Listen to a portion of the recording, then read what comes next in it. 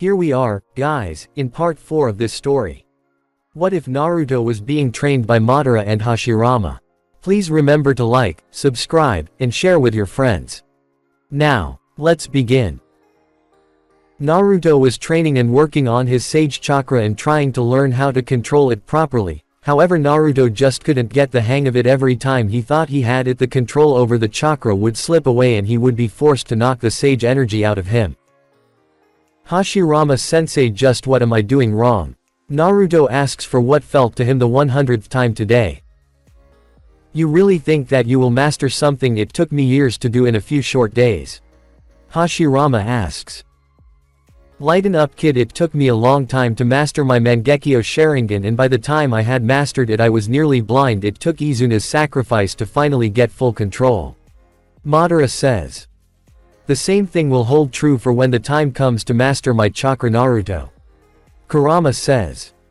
I know, but I want to be able to use that power to ensure I can protect those precious to me.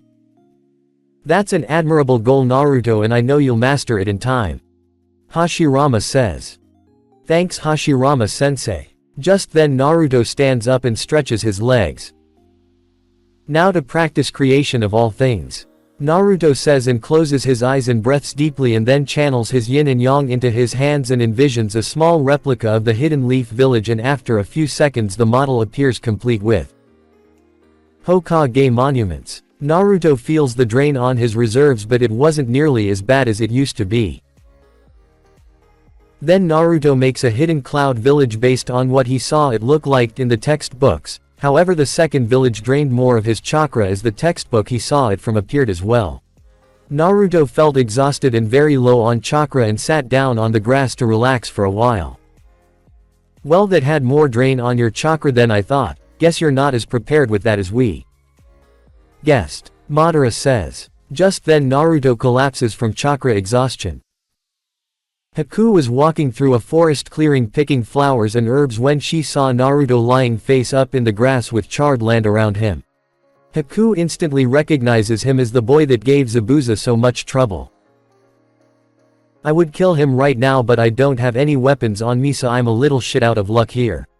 Haku thinks and walks towards Naruto, intent on stomping his throat and killing him. Just as Haku is about to harden her heart, Naruto's eyes open and he springs up side in hand. You know it's considered suicide to sneak up on a shinobi. Naruto says. I am sorry, I was unaware of your state of consciousness. Haku looks around and sees the destruction around them. Did you do all this?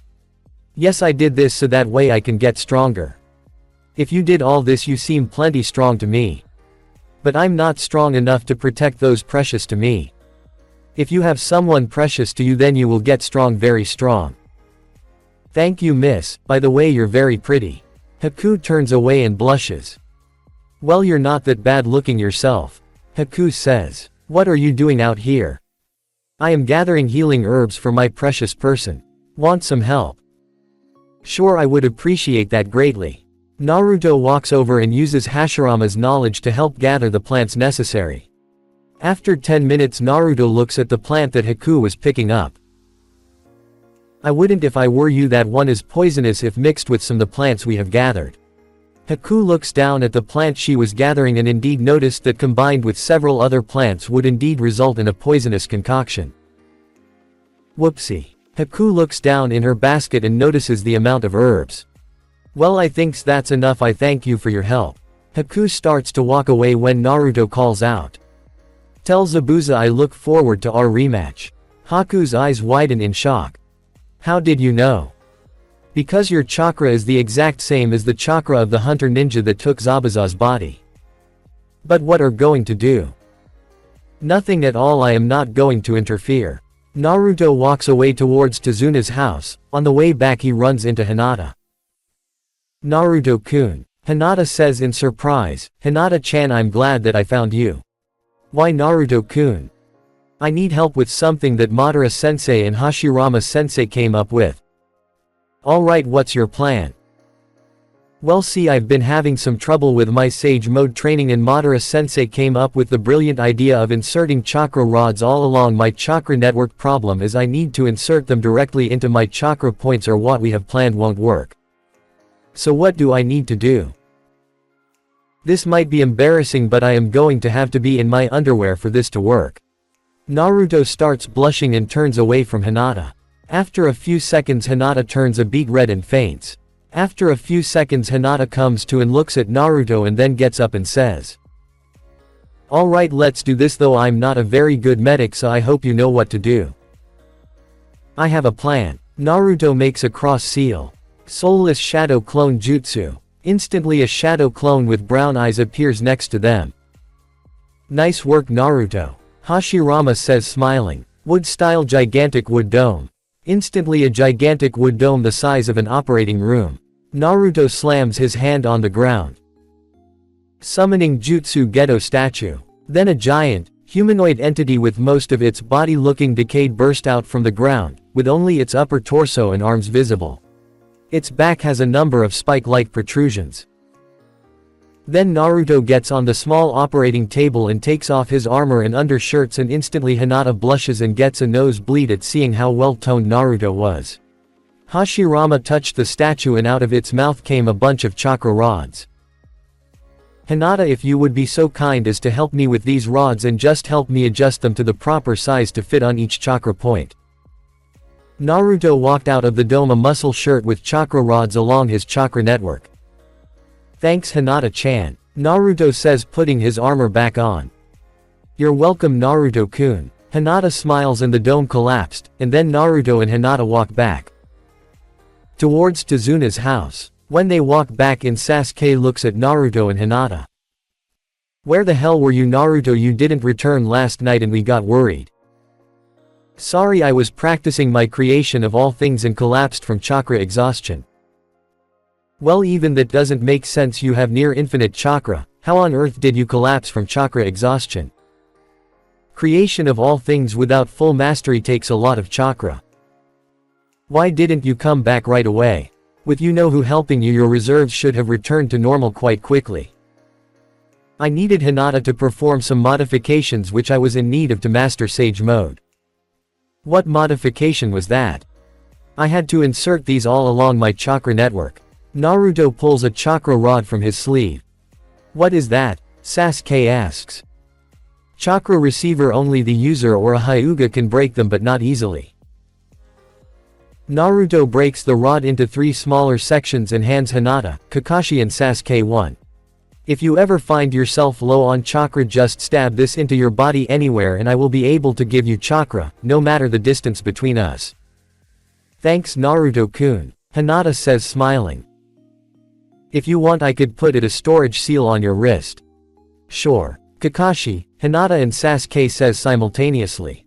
Naruto takes out an ink brush and draws the symbol for seal on each of their wrists. Each of them thank Naruto and place the rods in the seal.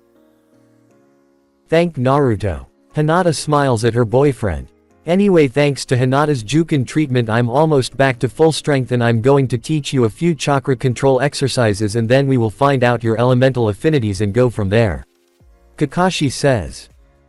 "Yes, sensei," the students of Team 7 respond. Then Team 7 walks out and Kakashi walks out and walks towards a tree and stands in front of it. "Now I'm guessing you can all climb trees with your chakra." "Yay," Naruto says, looking at his friends. "What about walking on water?" "Yay, we all mastered it," Hinata says, laughing at Naruto's numerous attempts when he landed in the hot water they used for a motivator to get people working on the proper chakra control. "Not funny, Hinata-chan." Naruto pouts at her laughter. "In that case we will move on to Jutsu Exercises," Kakashi says. Then he pulls out 3 chakra papers. Then Kakashi hands them to his students and says, "Channel your chakra into these papers and we will find out your elemental affinities." "How will that tell us what our elemental affinities are?" Sasuke asks, confused. "Watch." Kakashi channels his chakra into the paper and it crinkles. "What that mean?" "These pieces of paper made from a special type of tree that are grown and fed with chakra are used that react to even the slightest hint of chakra in any of a number of ways, depending on the nature latent in the chakra. The chakra paper reactions are as follows. Fire, the paper will ignite and turn to ash. Wind, the paper will split in 2. Lightning, the paper will wrinkle. Earth, The paper will turn to dirt and crumble away. Water. The paper will become wet damp. So you're a lightning style user. Hinata says. Correct. Now let's find out what affinities you have. Hinata channels her chakra into the paper and it gets soaked deeply. Interesting, you have a strong water affinity. Then Sasuke channels his chakra into the paper and it crinkles then bursts into flames. Lighting and fire. Sasuke smiles at the ashes of his paper. Fire style most likely comes from your Uchiha clan as they all had a strong affinity for fire. Lighting is confusing, but you know what, if I were to guess the lightning comes from your mother, ask her when you get back to Konoha. Kakashi turns to Naruto. Now for the one to most likely shock us all, Naruto. Naruto channels his chakra into the paper, splits into 8 pieces, one bursts into flames, another gets soaked, the third crinkles into a little ball, the fourth crumple to fine powder, the fifth turns blue, the sixth turns red, on the seventh the colors red and blue collide creating a bug. And the last turns to wood. Shocking, truly shocking, you have an affinity for all 5 basic elements and a few others. What can I say, the Rinnegan is a truly powerful dojutsu. Naruto smiles. Now where to begin? Kakashi turns to Sasuke and says. I guess I can give you a few fire jutsu as well as couple of lightning jutsu I've learned over the years. Hinata, I'm afraid that I don't know that many water jutsu, but here are a couple that I have learned. The first that I learned is called water style, water tornado. Kakashi copies the water jutsu he has learned onto a scroll. Naruto, why don't you help her, as I'm sure your friends taught you all sorts of water jutsu. I'm going to work with Sasuke on utilizing his Sharingan. In the meantime, why don't you work on any pet projects you have lined up? Hi sensei. Naruto and Hinata walk over to the lake and he turns to Hinata and says. Here are a few water jutsu I've learned from Madara sensei and Hashirama sensei. The first one is called water wall, the second one is called explosive water shockwave. Naruto started forming the hand signs for the jutsu for water wall slowly to make sure Hinata gets them all. Now watch me. Naruto finishes the hand signs and shouts out. Water style water wall. Instantly a stream of water blasts from Naruto's mouth forming a protective wall. Now you try, Hinata-chan. Right. Hinata starts weaving the proper hand signs for the jutsu. Water style water wall. The water from the lake rises up and swirls around Hinata forming the protective wall. Very good, Hinata-chan. Naruto smiles. Thanks, Naruto-kun. Now let's see how well you utilize it in combat. Naruto walks onto the lake followed by Hinata. Naruto takes his Dragon Interceptor stance and Hinata drops in her Juken stance. Then Naruto charges Hinata and starts striking both offensively and defensively while Hinata does her best to counter and strike back. After a few minutes, Naruto leaps back and starts forming hand signs. Fire style fireball jutsu. Naruto exhales a gigantic fireball at Hinata who starts forming hand signs to counter it. Water style water wall. This time the water wall blasts from Hinata's mouth like Naruto's did when he demonstrated the technique. Naruto's eyes widen in shock at his girlfriend's affinity for water jutsu. Excellent work, Hinata-chan, it's clear to me that you are a natural at water jutsu. So now we are going to move on to water shockwave. Right. Hinata looks determined. Naruto claps his hands together for water shockwave. Water style. Water shockwave. The blast of water rockets towards Hinata who starts rotating. 8 trigrams rotation. Hinata emits the chakra from her chakra points to use her family's greatest defense technique. When she slows down, she looks at Naruto and thrusts her palm out. 8 trigrams air palm. Blast of air rockets at Naruto who holds his palm out. Almighty push. The two invisible forces collide resulting in an explosion that knocks both Naruto and Hinata back. Nicely done, Hinata-chan. Naruto smiles at her, greatly impressed with her progress. Thank you, Naruto-kun. Hinata smiles back, then she drops into her stance while Naruto drops into his and they continue sparring. Now Sasuke, the Sharingan is a very powerful tool, but you shouldn't rely on it because people like a certain bowl-cut spandex wearing Junin can find a way around it. Might Guy suddenly sneezed while he was in the middle of a lecture to his students. Guy sensei, are you alright? Rock Lee asks. Someone must be talking about me. Guy thinks. I'm just fine, my youthful student. No cold can stop my youth. Guy shouts, his eyes filled with fire. Neji looks over at Tenten with a, you can't be serious look. He is just way too crazy, am I right? Neji whispers to his teammate. Tell me about it. Tenten whispers back. If we left a clone here, do you think they would notice? Unless you know the shadow clone jutsu, they would notice. Well, the Sharingan can give you an edge in battle, but it costs a lot of chakra, but because you're an Uchiha, the drain on you won't be as significant. Kakashi says. So why don't you activate your Sharingan and we will spar so we can increase your chakra reserves? Yes, sensei. Sasuke activates his Sharingan, then drops into his family's interceptor stance and charges Kakashi, throwing punches and kicks, all the while observing Kakashi's movements with his Sharingan to effectively counter Kakashi's attacks. Not bad, Sasuke. Kakashi says, dodging another blow from Sasuke and countering it with a kick. After 3 hours of sparring, Sasuke collapses from chakra exhaustion and physical exhaustion. Very good, Sasuke, let's head back to Tazuna's house so you can recover, and once we are back I'll go get Hinata and Naruto and then we will continue again tomorrow. Alright, Sasuke says, getting and groaning from the strain on his muscles. Then the two of them walk back to the house and see Tsunami cooking lunch, and Tazuna is drinking some sake and sees Sasuke and Kakashi walk in and sit down at the table. What's wrong with the kid? Tazuna asks, confused. He is just exhausted, but he will be fine with some rest. Kakashi responds, eye smiling. Just then Naruto walks in carrying Hinata bridal style while she smiles while being carried by her crush. Sorry we were gone so long, but Hinata and I got some really great training done. You should have seen her, she was amazing. Naruto smiles while Hinata blushes at Naruto's praise. Alright, well, I got to go to the bridge to oversee construction, then go to the market and gather supplies, and since Blondie is the only one able to stand, I guess he will be my guard.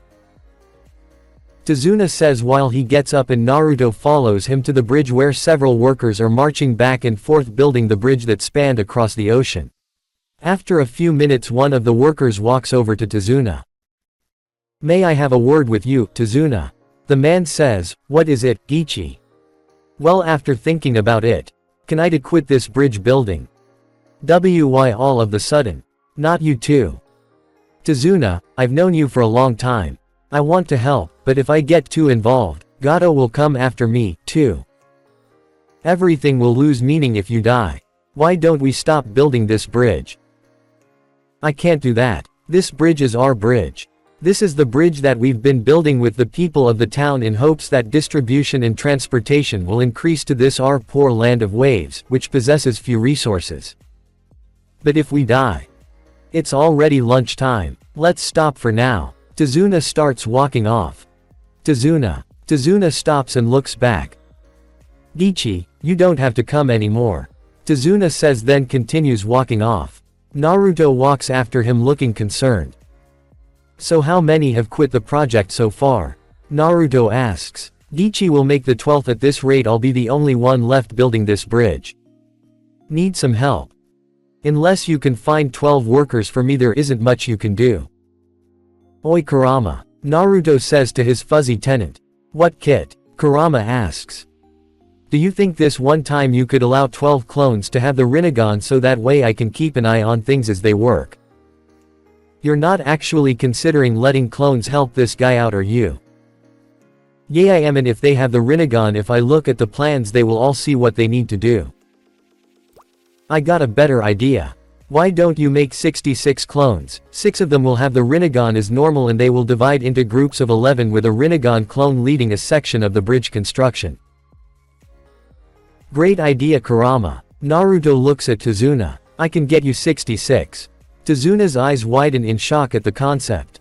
Naruto brings his hands together in his familiar cross seal. Shadow clone jutsu, then a plume of smoke. 66 clones appear with 6 of them have the Rinnegan. Whoa kid, I heard ninjas could perform miracles, but this takes the cake. But how will illusions help? These clones are different, they're all solid, comprised from my chakra. The clones take shape and can interact with the world around them. Nice kid, now I have a question. Go ahead. How come 6 of them have your weird dojutsu thingy while the other 60 have regular blue eyes? Well, the Rinnegan grants users of the same eye a shared field of vision, so if I make too many with the Rinnegan I will get a major headache from sensory overload, so to prevent this I consciously channel a separate stream of chakra into 6 clones so they receive the Rinnegan while the clones that don't get this stream of chakra don't get the Rinnegan. Why did you make 6 clones with the Rinnegan? So that way the groups can work on separate parts of the bridge. Just give the 6 Rinnegan clones blueprints for the parts of the bridge that those 12 workers that quit worked on, and my clones will handle the rest. Alright kid, but what will you do? I will stay with you and work on gathering nature chakra while moving. What the heck is nature chakra? It would take more time to explain than we have time in the day.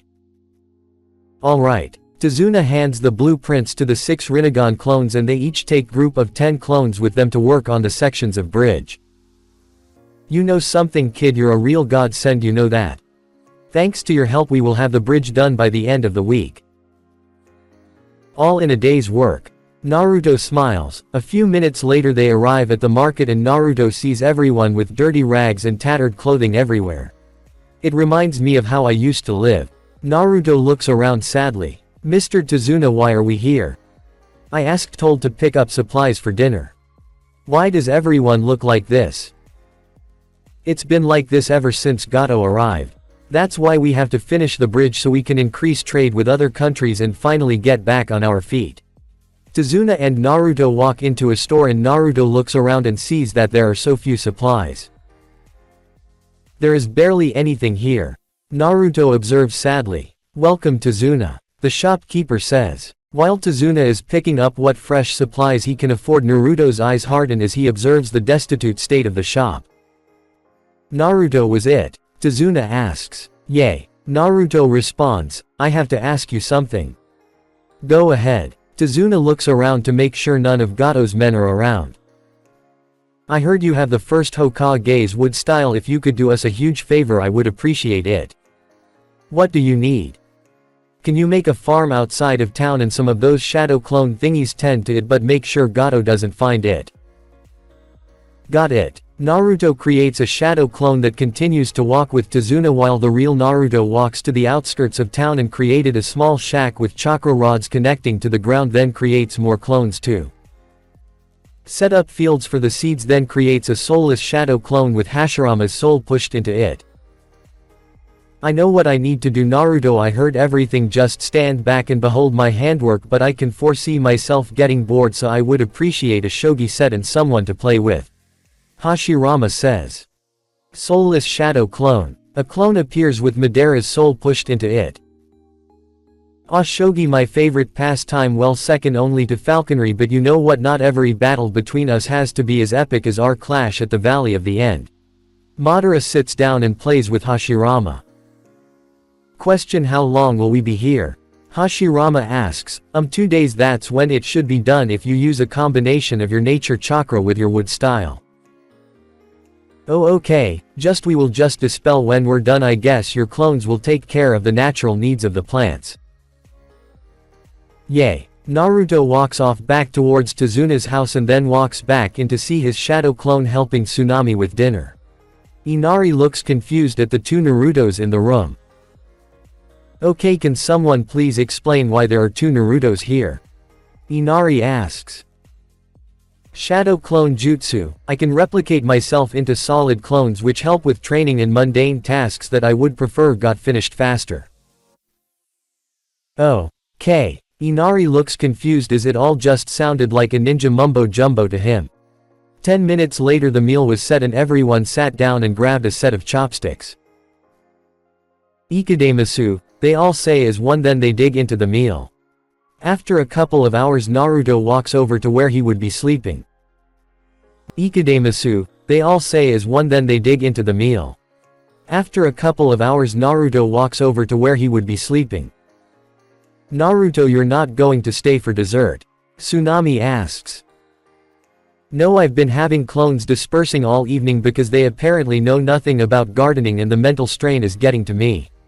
Naruto responds and walks upstairs. Hinata goes after him after bowing and thanking Tsunami for the food.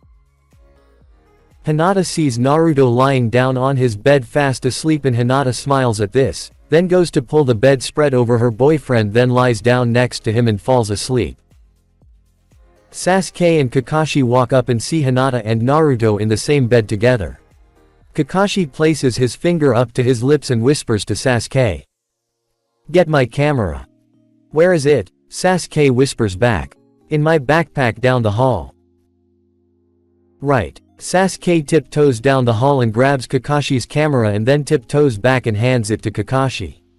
Kakashi holds the camera up and takes a quick picture and then walks out with Sasuke following him, and they close the door and Sasuke walks down to the couch and lies down and falls asleep. Naruto wakes up to the sounds of scuffling downstairs. Naruto grabs his gunbai and runs downstairs to see two thugs holding Tsunami's throat while Inari tries to fight them off. "Let go of my mom," Inari yells. "Make us, kid," the thug with the eye patch says as he chuckles. "How about I make you?"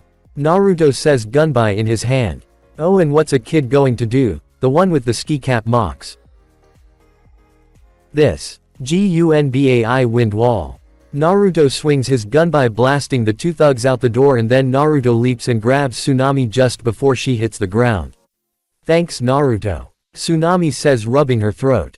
"That was so cool," Inari says in awe of Naruto's power. "I told you heroes exist." Naruto smiles. "Maybe he can kill Gato." Inari looks on with a new fire burning in his eyes.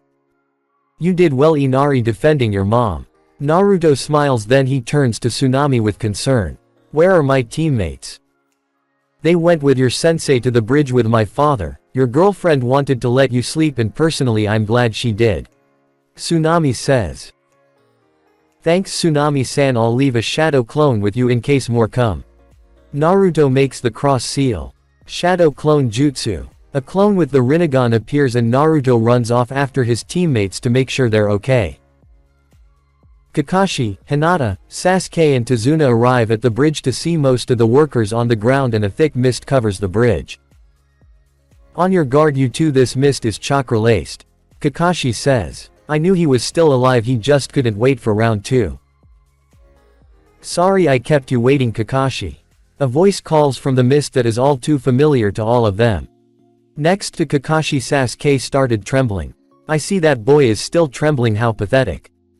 "I'm trembling with excitement," Sasuke says. Just then 10 Zabuzas appear around them. "Sasuke, do it," Kakashi says, and Sasuke nods, then with a swift series of movements takes down all the water clones and they burst into the puddle. "I can see it." "Ooh, you could see they were water clones, the brat is improving, looks like you've got a rival, Haku," Zabuza says.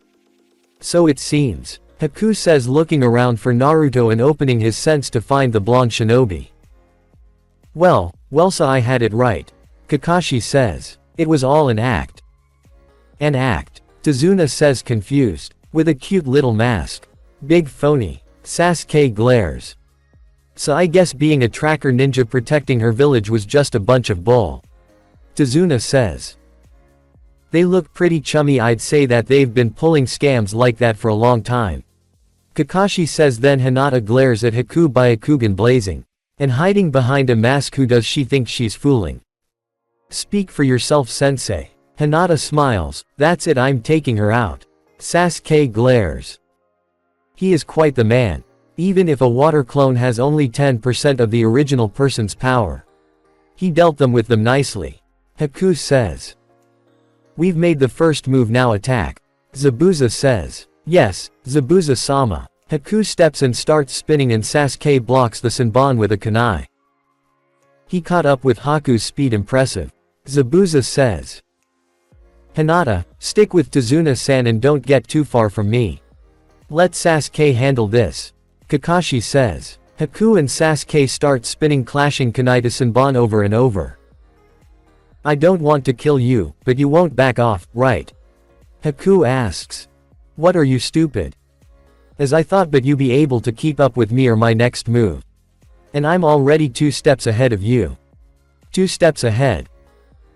"The first one is the water on the ground, and the second one is that I'm keeping one of your arms busy, so you're only able to take and block my attacks," Haku raises her hand and starts weaving hand signs with a single hand. Hand signs with only one hand. Kakashi's eyes widen in shock. Secret Jutsu, 1,000 Needles of Death. Haku stomps the ground and the water that was left from the water clone's dispelling rose up and formed into 1,000 needles and surround Sasuke and Haku. I don't want to kill you, she said, but is that what she really thinks? Zabuza thinks as he observes the battle unfold. Sasuke, Hinata shouts in concern her friend. Sasuke closes his eyes and starts to focus his chakra and then Haku leaps back just before the attack connects and Sasuke leaps into the air. However, in the explosion of water, Haku fails to notice this. When Haku looks back at where Sasuke was, she didn't Sasuke anywhere. He disappeared. Just then Haku looks up and sees Sasuke floating there, kunai in hand. Then he throws a few shuriken at Haku, who leaps back to avoid them. Just then Sasuke appears right behind Haku. You're pretty slow. Now you can only receive and block my attacks.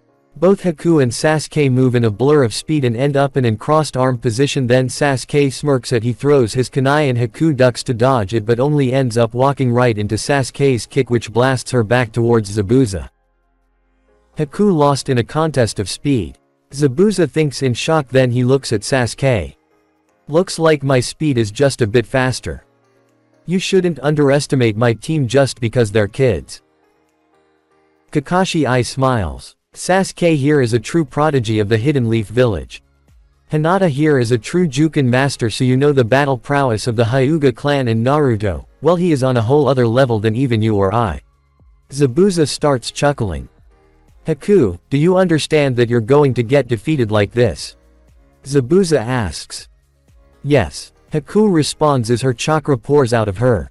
What is that? Sasuke stares in wonder. It's a shame. That's cold air. Haku makes a single hand sign and ice mirrors starts to form all around Sasuke. Hidden Jutsu, crystal ice mirrors. Hey, I like this attack, I can see myself everywhere. Sasuke thinks as he looks around. Then the mirrors glow as Haku steps forward. What is that technique? Kakashi thinks in fear. Then Haku steps into one of the mirrors and her reflection starts to appear everywhere. These are mirrors, what does he plan to do? Damn it. Kakashi curses as he starts to run forward. Then in a blur of speed Zabuza appears in front of Kakashi. I'm your opponent, remember. He's a goner now that Haku has used the technique. Let's begin. I will show you my true speed. Haku says as she lifts her arms and starts throwing tons of Senbon at Sasuke so fast that Sasuke can keep up with speed of the blows.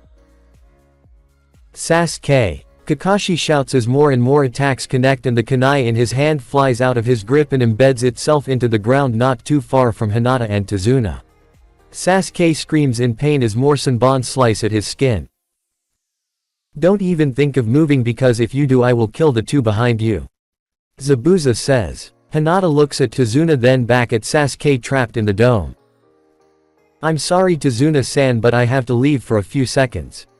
Hinata says. Tazuna nods at Hinata. Go, I won't stop you. Tazuna responds. Hinata runs forward, the kunai in her hand, Byakugan watching for a weakness in Haku's technique. Sasuke heads up. Hinata calls out as she throws the kunai to her fallen teammate. However, before the kunai can reach its intended recipient, it is snatched out of the air by Haku and Sasuke's legs give out beneath him. Quote. She caught it, damn. Hinata thinks in despair, but just as Haku is about to re-enter the mirror, a small branch with two small leaves, then a full-blown branch emerges from the ground beneath Sasuke. Wood style. Deep forest emergence. Naruto's voice calls out as the trees reach full bloom in a matter of seconds, shattering a few mirrors but not in locations that would allow them to escape. So this is what Zabuza-sama warned me about and why this boy isn't to be trifled with. He has the wood style of the first Hokage. Haku thinks, looking at Naruto whose Rinnegan glows dangerously, watching how the wooden trees had easily smashed through the mirrors. The mirrors are chakra-laced, but that also means they are incredibly dense, and also if my assumption is correct then they will also be very hard to melt, if not downright impossible. Naruto looks at the mirrors as his Rinnegan goes into hyperdrive. Naruto shunshions into the formation of mirrors while the trees block Haku's view of Sasuke. Sasuke looks at his rival bleeding heavily. Naruto, do you have any ideas on how to beat this girl? Sasuke asks in a barely audible whisper. These mirrors are chakra-laced, as such it will take a lot of force to destroy, as my deep forest emergence proved. What about melting it? Sasuke asks. I mean, this stuff is made of ice, why not melt it? Alright, I will see what I can do. I will leave a shadow clone to heal you. I only have basic medical training, as my wounds usually healed themselves because of the QB. I appreciate that, Naruto. Naruto stands up and forms a cross-hand sign. Shadow clone jutsu. A Rinnegan clone appears next to Naruto and starts healing Sasuke's wounds while the real Naruto turns to where his tree line is. Great fire annihilation might kill both of us, so I can't risk it. Naruto inhales and starts weaving hand signs. Fire style. Fireball jutsu. Naruto exhales a blast of fire that burnt through the trees and blasts the mirror full force with an extreme surge of heat. To Naruto's shock, the mirrors don't melt or even crack, showing no sign of damage against the fireball's force. Nice try, Naruto-san, but these mirrors won't melt that easily, if at all. Haku respond. Well then, this ought to be a fun fight. Naruto looks at Sasuke the clone's eyes and watches as his wounds are healed to a point where he can stand. The fire burns through the rest of the trees and the clone disappears, and Sasuke stands up and looks at Naruto. What's your plan? It's clear a regular fire jutsu won't work. I guess we have to fight using pure force. We watch for a weakness. While this jutsu may seem unbeatable, it more than likely costs a lot of chakra. If we can stay alive long enough, then she will start to slow down and then we strike. What do you suggest? Activate Yudo Jutsu. It might just be our main advantage, and if you're lucky we might just be able to catch her. Then I can drain her chakra to absolute nothing and then she is ours. Right. Sasuke nods, then his eyes snap to their two-tomo state and instantly Haku's movement becomes readable. Haku's eyes shrink in fear as she looks upon Sasuke's eyes. Haku dashes in to attack while Naruto is distracted, but Sasuke grabs Haku's wrists and flings her back towards the mirror. You shouldn't doubt Sasuke's powers. You thought my Sharingan was bad, then you're in for a surprise. To Sasuke, it's second nature to him. Kakashi says, smiling his mask. It's his birthright. Zabuza's eyes shrink. I heard that the Uchiha clan was wiped out by one of their own. I heard that he had left two alive. Then there is Naruto's bloodline, the wood style of the first Hokage, and then the second is the Rinnegan. As in, the sage's eyes. Yes, the sage's eyes. Now witness the power of the Sharingan and the Rinnegan powers that rival, nay dwarf, even the first Hokage's power. Haku draws her Senbon and starts to throw them at Naruto and Sasuke to kill them. Naruto looks at Haku with his Rinnegan, then holds his hands outward. Almighty push. The mirrors are slammed with an invisible force that cracked them and blocks the Senbon, but the force is not enough to break them. A barrier that not only blocked my Senbon but cracked the mirrors but didn't damage his teammate or the ground around him, which means he can control where and how it expands. He most likely has to raise his hands to use that jutsu, but if his eye is the same as the sage's eyes, then that might not necessarily be true. Haku thinks in shock. Quote, I can't dare get close to him because he has that pushing jutsu, but that wood jutsu, I don't know the extent of his knowledge with wood style or how well he can control it. Just what will Naruto do next? Sasuke starts making Anbu hand signs to Naruto. Unfortunately, Haku could read them and she know what he was asking his teammate. How long until you can use the jutsu again? Naruto responds with a single hand sign and, oh, with his hands. Naruto can use the jutsu already. No way, it has to have a recharge time. Problem is that I don't know what the time is. If I can separate them, then if Naruto uses the jutsu to attack, he would risk wounding his friend. Haku draws a Senbon with an explosive note wrapped around it and throws it in between Sasuke and Naruto and detonates it to separate Naruto and Sasuke, and to Haku's pleasure it works, but then Naruto thrusts his palm out and calls out. Almighty push. The ripple blasted toward the mirror that Haku had thrown. The Senbon shattered. So if the force is distributed in an area similar to a circle, it has to be even. No amount can go too much in any direction without sacrificing power in the opposite direction. But if he directs it at one location, then all the force follows it, and as such when he directed it direct at me, the mirror stood no chance. Now if I strike before the recharge time is up, then he can't stop me. Haku finishes, he thought, and throws a huge amount of Senbon at Naruto. Sasuke notices and realizes that Naruto's recharge time isn't up and starts to run forward, and as Sasuke runs he sees Naruto weave hand signs for wood style. Shit, not enough time has elapsed for Diva to recover, and I don't have enough time for wood style. He is also aiming for my vitals. Not even Kurama's power could save me if he hits all my vitals simultaneously. I guess this is where I fall. No. Not yet. I could use the technique, the one forbidden by the Uchiha. I guess now is the time to use Izanagi. Naruto starts weaving the hand signs: rabbit right pointing arrow, boar right pointing arrow, ram. Just as Naruto weaves the last hand sign, Sasuke appears right in front of him and takes the blow. Sasuke coughs up blood and starts to collapse.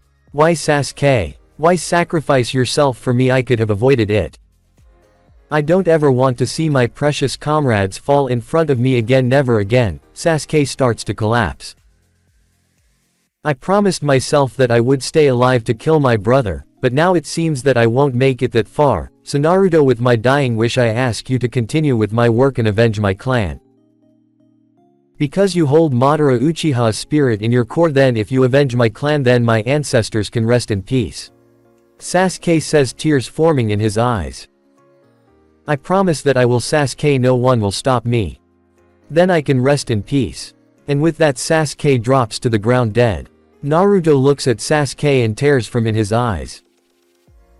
My foolishness caused Sasuke to give his life for me. I foolishly revealed a powerful technique that had serious drawbacks, and I was a foolish and assumed that Haku wouldn't figure out the reset behind my attack, and Sasuke paid the price for my foolishness. The bottom line is, in a way, I killed Sasuke. Naruto looks down in despair. My foolishness killed Sasuke. I killed Sasuke. Naruto's left eye starts stinging and tears of blood start to flow down his cheek. Haku notices this and says, "Is your first time losing someone precious to you in battle?" Naruto's tears only increase. He was a ninja truly worthy of honor. Shut up. This is the fate of Shinobi. I said shut up. Naruto roars, lifting his head to reveal Madara's eternal Mangekyo Sharingan in his left eye. Then, the moment Naruto and Haku's eyes meet, the world around Haku starts to fade and shift in color. All of the sudden the vision shifts to a small farm, and a smaller version of Haku is sitting in the snow next to her mother. This place, I remember this place. This was where I grew up, and that small little girl is me. Haku thinks as she looks around. Then her younger self speaks. Mommy, come look what I can do. Haku's younger voice says with happy delight. Then the snow turns to water and starts to move in Haku's hands. Her mother looks around with horror and quickly stops Haku's actions, causing the water to splash to the ground. Haku, you can't do that anymore. If the people found out we had a bloodline, they would hunt us down and try to kill us. Haku's mother looks scared at the concept, and then the scene shifts to the night Haku's mother died. Haku's father and an assembled mob of villagers, they carried pitchforks and torches as they marched on the house. The older Haku runs at the mob to stop them from hurting her mother, but discovers they were nothing more than memories and she couldn't interact with them. Kill the demons, one mob shouts out and the others roar in agreement. Mom, run. Haku shouts, tears stinging her eyes, when suddenly the memory pauses and Naruto's voice calls out from all around Haku. Here in Tsukuyomi you will experience your mother's death from the next 24 hours. Then the memory resumes and Haku's father kicks down the front door, sword in hand, as he brings it down to kill her, when Haku's mother looks at the older Haku. I love you, Haku. Just then the blade kills her mother and tears cascade down Haku's tears when she sees the memory reset, and Haku's mother repeats the same line. The scene replays over and over as Haku desperately tries to block it out, but the sound keeps playing as Haku screams out in sadness at the death of her mother. How long has this scene replayed itself? It feels like an eternity has passed. Haku thinks, tears flowing like rivers out of her eyes. 23 hours 59 minutes and 59 seconds to go.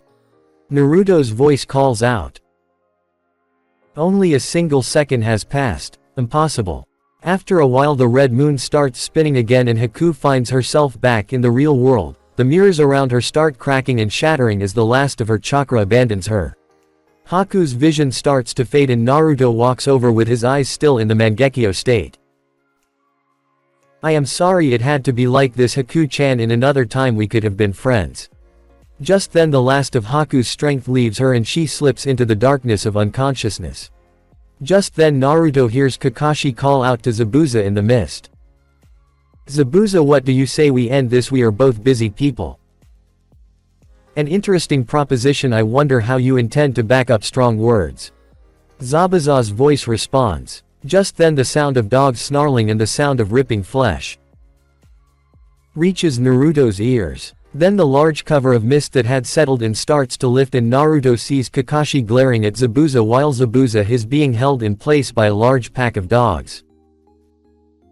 Now Zabuza, it's time to finish this, but I won't kill you with Sharingan, the copying of some other ninja's tricks. No, I will kill you with my own original jutsu. Kakashi holds his hand out and chakra starts to gather in his palm. Lightning appears in the palm. I can see the chakra in his palm. Zabuza thinks in shock. Lightning blade. Kakashi roars as he rushed forward intending to plunge the attack into Zabuza's heart when the sound of clapping reaches his ears. Looks like the demon of the bloody mist is only a baby demon. A voice calls out in the mist. Gato, what is the meaning of this? Zabuza asks, the contract I had hired you and is now terminated. You're too expensive, so I'm just going to kill you and reap the bounty. Zabuza glares at Gato, then notices Naruto walking towards him. Hey kid, want to help me slaughter these damn bandits and that no good rat Gato? Sure, why not? I want to see them squirm under divine power.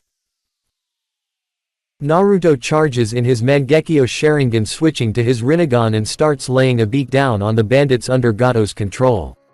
If you need a reference to imagine it, go on to YouTube and look up Madara vs Naruto and Ninja Alliance and watch the first 2 minutes and 30 seconds and you will get a visual of what I can only describe as pure unadulterated botticery.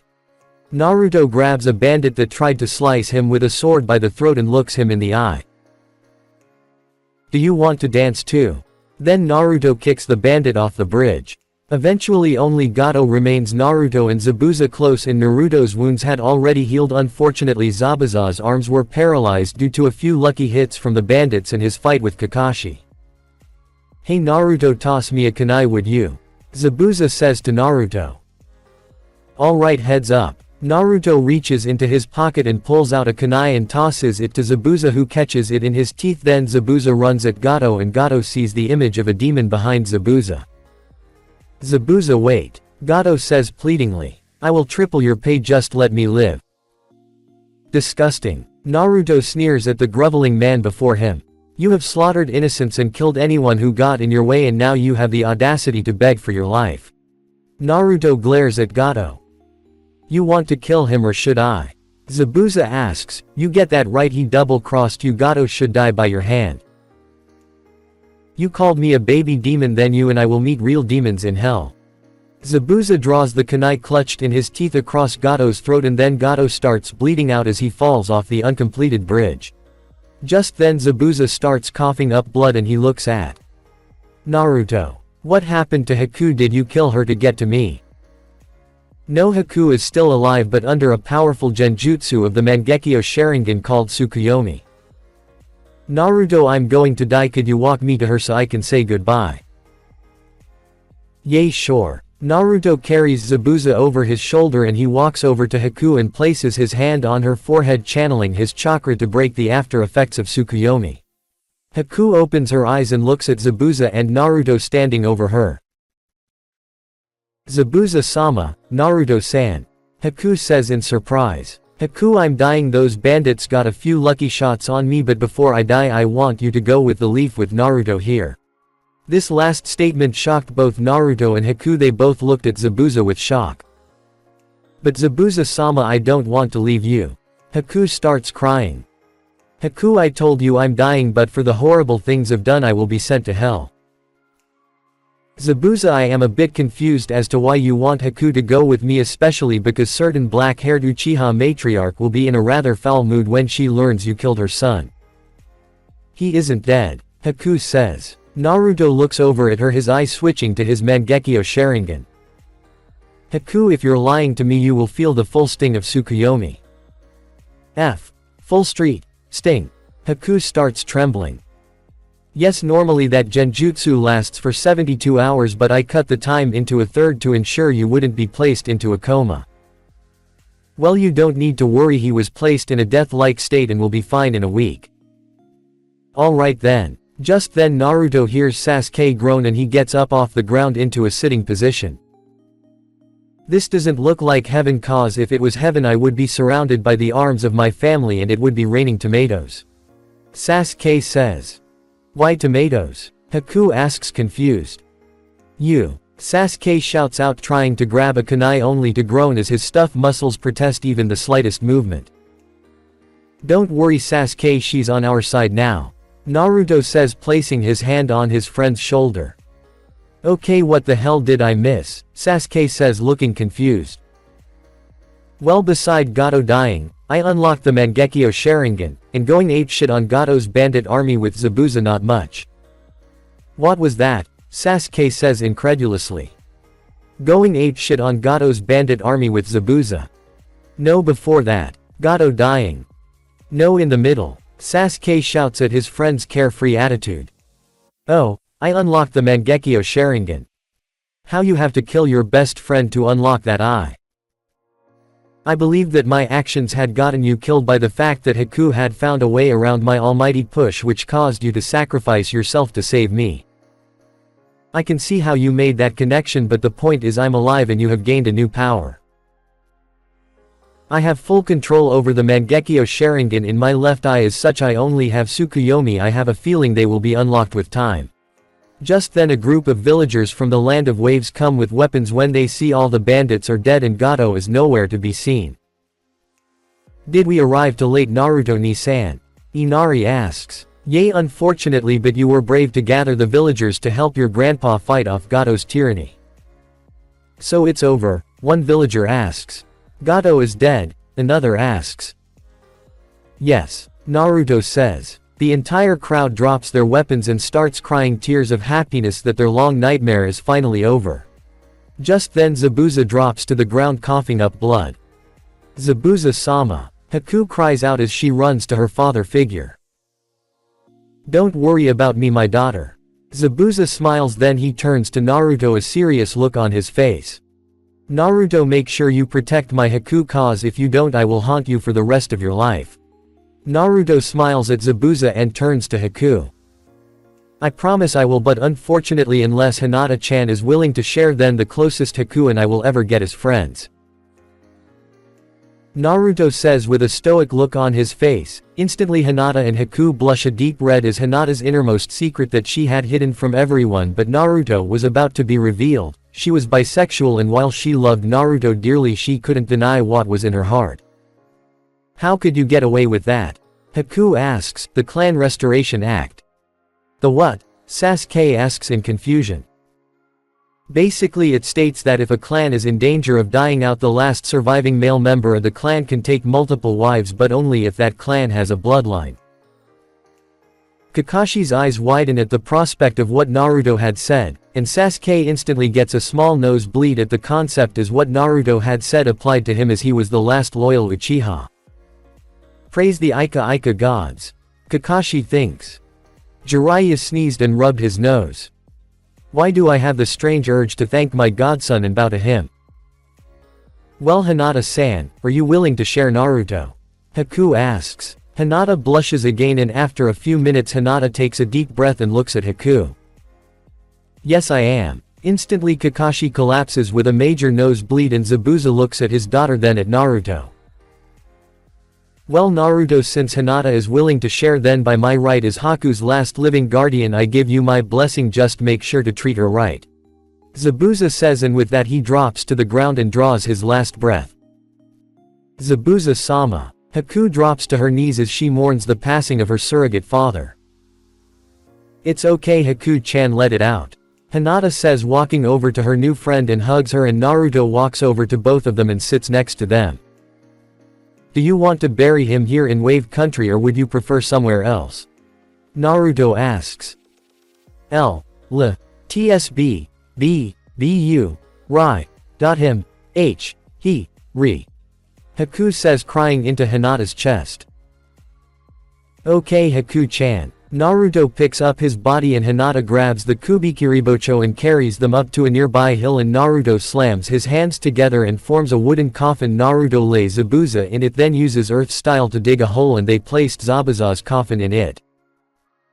Naruto made a tree grow from the ground behind the coffin and then channels his chakra into his right index finger and starts writing the words. Here lies Zabuza Momochi, the demon of the bloody mist. He was a beast in battle, a feared opponent, an excellent mentor, and to one a loving father. Thank you Naruto-kun. Haku smiles, tears in her eyes. Rest in peace Zabuza-san. Hinata says, bowing to the grave, and then the three of them walk back off to Tazuna's house. 9 p.m. Sarutobi had finished his slip of paperwork and was overlooking some personnel files and has uncovered something. Sarutobi senses an Anbu nearby. I see you've returned with what I asked for. Sarutobi says. Yes Lord Third, it is as you suspected. Naruto does have some family left, and right in our own Anbu ranks no less. Neko responds. Indeed. Sarutobi glances to the left. That raises the question of how the news to him is broken. If you mean Drago, then yes, I agree. In addition, the question of who shall be saddled with who will break the news. You will issue my summons to Drago, I will tell him. Neko nods and shunshuns away. About a couple hours later, Drago Hiroshin's in. You summoned me Lord Third? Drago asks. Yes I did. Sarutobi points to a chair to his right. Pull up a chair. Initially Drago is reluctant but complies after a couple of seconds. So how was the patrol you elected for yourself, and did it prove productive? Okay. In order, it was okay. I've been ruffling the feathers of one mistake from your past if you must know. Sarutobi couldn't help but smile. Well, that is good to know. Now can we get to the reason why you called me here? Sarutobi takes a deep breath. Alright then, naturally you know what happened to what was left of your family. Yamanato and his beloved wife went down swinging against the Kyuubi around October 10th. You're right, and you've been alone ever since. Drago nods yes. What if I told you there was still family still out there? What are you saying? Drago asks, surprised. You still have blood relations still out there. Drago's eyes widen behind his mask. Sarutobi creates a shadow clone and has the clone snap his fingers near his ears. Okay, so now I gotta ask, what as in what happened for this to occur, why as in why wasn't I informed of this? Well, I'll explain the best I can. Sarutobi makes a hand sign and a silencing and locking seal appear on the door and ceiling, then they spread around the room. From what the fourth Hokage had gathered in a scroll he had left behind moments before, a masked individual had orchestrated the Kyuubi attack. He surmised the general identity of said individual to be an Uchiha. Somehow word of the fourth Hokage's findings had leaked out to the civilian population, as well as our regular forces, and that was one of the factors which lead to the Uchiha massacre. Anyway, back to the Kyuubi attack. Minato and Kushina had successfully given life to their child, but that masked individual used that child as bait to get Minato away from Kushina by threatening to kill the child. Drago clenches his fist as he hears the last part of the story. Bastard. Indeed, so to threaten a baby who'd just been born. Well, long story short, that masked individuals had been thwarted and the Kyuubi had been sealed into their child. Can I have a name? I wish to find him on my own. Very well, his name is Naruto Uzumaki. After his mother A. If you wish to show your true face to him, make it so that he is alone and go by your name before you joined the Anbu Black Ops, Mikuru Namikaze. Drago removes his mask. Lord Third sees a face identical to Minato's, only a touch more aged, happy tears streaming down his face. Easy to see you're happy. The illusion that I was alone in the world has come crashing down, and now I have a grand spanking new wall of fire. Mikuru's eyes glimmer with happiness. That is excellent to hear, and note Naruto is your nephew, dismissed. Mikuru puts his mask back on. Yes sir. Mikuru hirashins away, then he reappears back in his house. He then walks over to the statue of the Shinigami and bows. I have returned from the mission you requested, Lord Shinigami. CJ, Kami, and Yami appear same as last time they gave Mikuru his mission. What have you learned? CJ asks his servant. Well, from what I've gathered from chatter from Orochimaru's bases that I've hit, he is on a power trip to learn all of the jutsu in the world, and frankly inserting my personal opinion that frankly is beyond impossible, wouldn't you agree? And he has little interest in world domination. Learning all the jutsu in the world is impossible, as there are many techniques that are bloodline techniques, and let's be honest, even with the Rinnegan he couldn't learn all the jutsu in the world. CJ shakes his head at the foolishness of the damn mortal. I've managed to find 2 bases, one in the north I surmise to be a forward base for Orochimaru's forces on the Leaf, and a research facility in the south. Sounds like you found something in there, but I hope you did something about what you found. Kami says. I found some of the research material very interesting but also highly disturbing. I made some copies of the stuff that interested me and could prove useful to me, and destroyed the originals and blew those bases sky high after I had rigged plastic wrap to the all of the open thresholds for the north and south bases. You seem awfully happy. How can I tell you're emotionally warm inside with hardly a trace of darkness in you?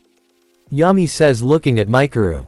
Mikuru nods, confirming what Yami had said. It turns out my brother made me an uncle. Well, let's wrap up your report, as I'm sure you're tired. To put my report bluntly, relating to the problems the world is facing, he is little more than an annoying insect begging to be swatted. Very good, I will call for you if I need you. Until then, enjoy yourself. Aye. CJ, Kami and Yami fade away, and then Mikuru leaves the room and heads to his bedroom. An uncle, huh? Mikuru drifts off happily to sleep. Team 7 and Haku are running towards the main gates of the Hidden Leaf Village. Kotetsu and Azuma were standing by the gate, looking bored out of their minds when they see Naruto and his group headed towards them at high speeds. When they reach the gate, they stop and look at the guards. Halt. State your name and business with Konoha. Azuma says, looking at the group before him.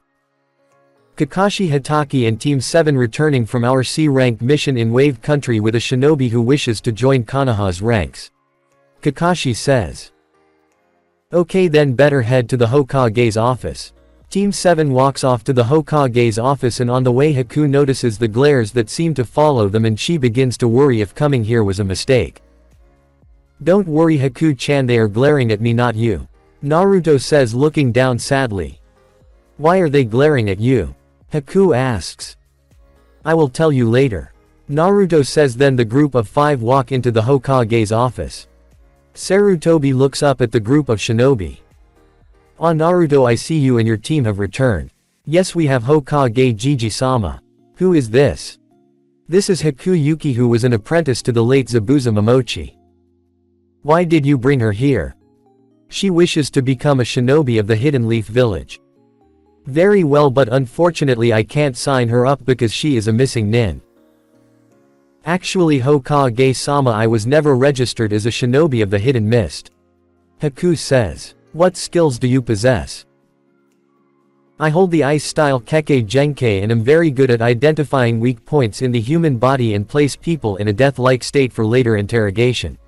A new Kekkei Genkai. Ooh, the council is going to have a field day with this. Sarutobi groans. Hokage-sama, I wish to establish the Uzumaki clan here in Konoha. Naruto says.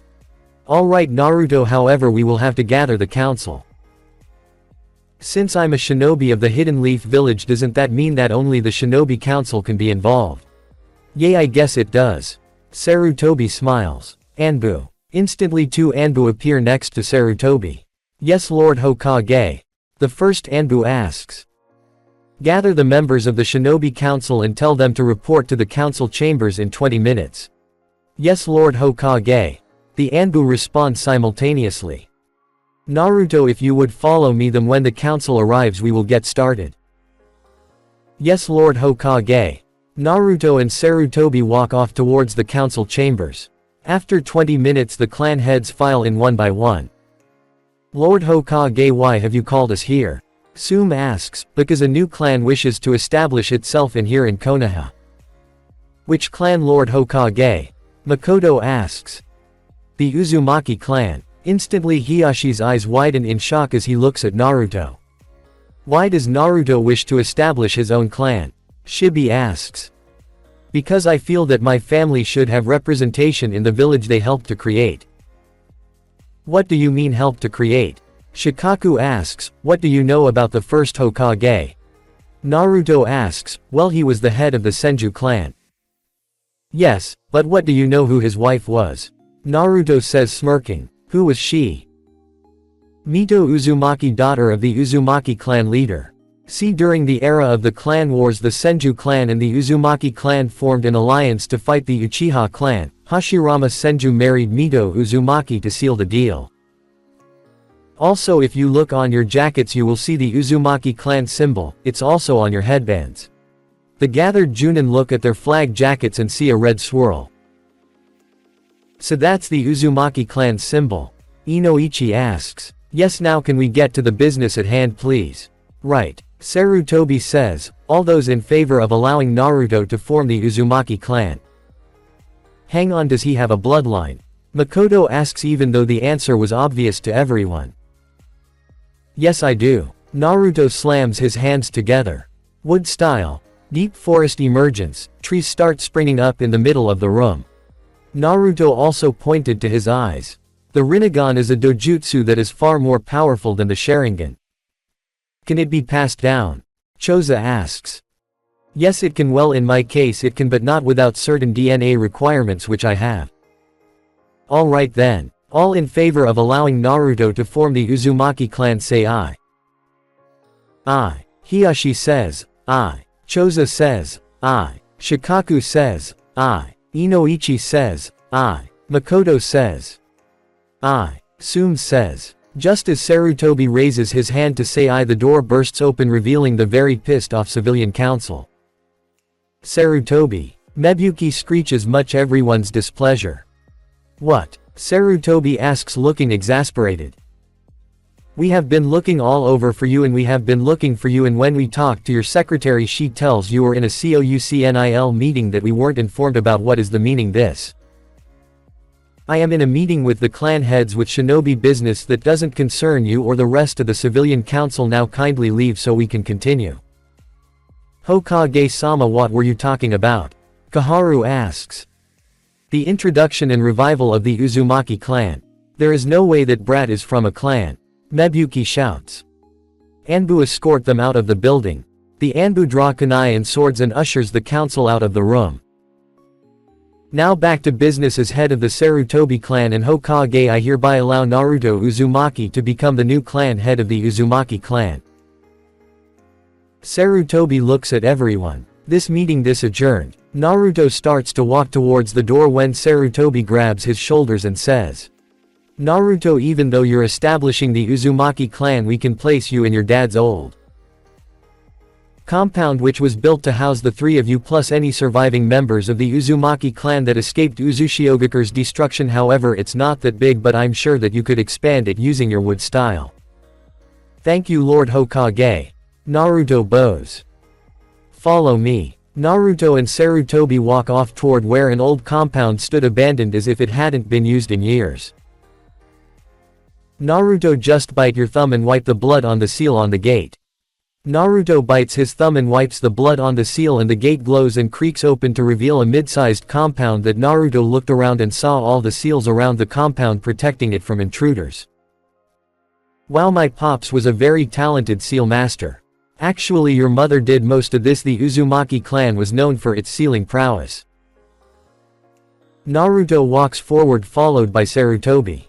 Naruto opened the door to the compound and stepped inside when he saw a small kitchen and table. I understand this house might bring back bad memories and knowledge of the family you lost and the life you could have had. No, actually Gigi, it's perfect. If you don't mind, I'm going to do some exploring and renovations and then gather my things from the Hyuga clan compound. Alright Naruto, just know that the civilian council will call a meeting tomorrow. Alright Gigi, I will have shadow clones patrolling the perimeter of my compound for messenger ninja.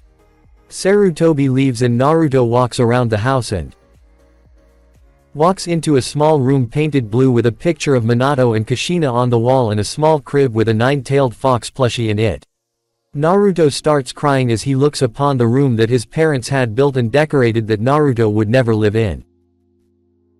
Kid, I know this is painful. Minato and Kushina would always stay up late at night as the day of your birth approached and Minato got you the fox plushie, he even named it after me. Kurama says. Naruto. Did you ever tell mom your name? Second to you, she was my best host, so yes, I told her my name. Naruto picks up the fox plushie then walks out of the room as the painful memories overwhelms him. Naruto walks out to the back of the house, slams his hands together, his wood style expands outward, expanding the upper and lower floors of the house to grow more rooms as well as add a dojo to the lower floor. Naruto slams his hands on the ground. Earth style. Mobile core. 2 deep earth ovals and then slams his hands together. Wood style. Wood wall. A smooth wood wall with no peepholes appears between the 2 earth cores. Naruto takes out an ink brush and draws the symbol for heat on both floors and then he waves more hand signs. Water style. Waterfall basin. The 2 cores fill with water, then Naruto makes 2 change rooms. There we go, my own private bathhouse. Naruto then makes the ram hand sign to activate the seals on the bottom of each pool. Instantly the water starts steaming, then Naruto makes the cross hand sign.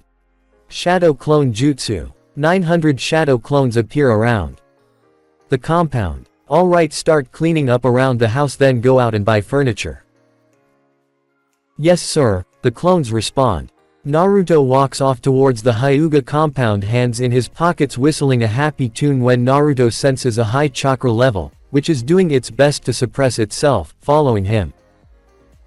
Naruto keeps walking along without a care in the world while secretly molding chakra to turn around and blast the person following him. Eventually Naruto recognizes the chakra cloaking method used by Anbu, and instead of using a jutsu, Naruto simply turns around looking at where the chakra is emanating from. How long are you going to follow me? Show yourself. Impressive. It's traditionally no small feat for a genin to sense me, but you might as well have 6 times the higher than normal sensory capabilities that are usually found only with those who are usually past Hokage. People who were nominated to be Hokage, one who has power to be a Kage and one who has Hokage lineage. Drago shows himself. What do you want? He said. Straight to the point, I see, just like your father was. Naruto instantly raises his guard in suspicion. The only people outside himself were the 3rd Hokage, Jiraiya and Kakashi. Okay, who are you and how do you know who my father was? Naruto reaches for his gun by getting ready to attack. Whoa, whoa, whoa. Drago raises his hands, waving them in front of his face. I'm not here to hurt you. He is telling the truth, Naruto, there is no malice in his heart. Hashirama says. Thank you, Captain Obvious. Madara responds with a tone of voice that sounds like he is rolling his eyes. Anything else you would like to point out? Oh, go jump in a river. Hashirama retorts, not in the mood for Madara's bullshit. Oh, touchy today, aren't we, Kurama? Snickers. Madara's right, by the way, I'm pretty sure Naruto knew this guy had no evil intent. Wow, Kurama, you're agreeing with Madara-sensei. I think the possibility of the end of the world isn't so far-fetched now. Naruto responds in surprise. Oh, shut up. Madara snaps. What do you want with me anyway, Anbu? Surely I haven't done anything that would require Lord Hokage to have me followed. No, you haven't done anything wrong, and don't call me Shirley. Drago responds. Then why are you here? What an uncle can't drop by and say hi to his nephew every once in a while. Uncle.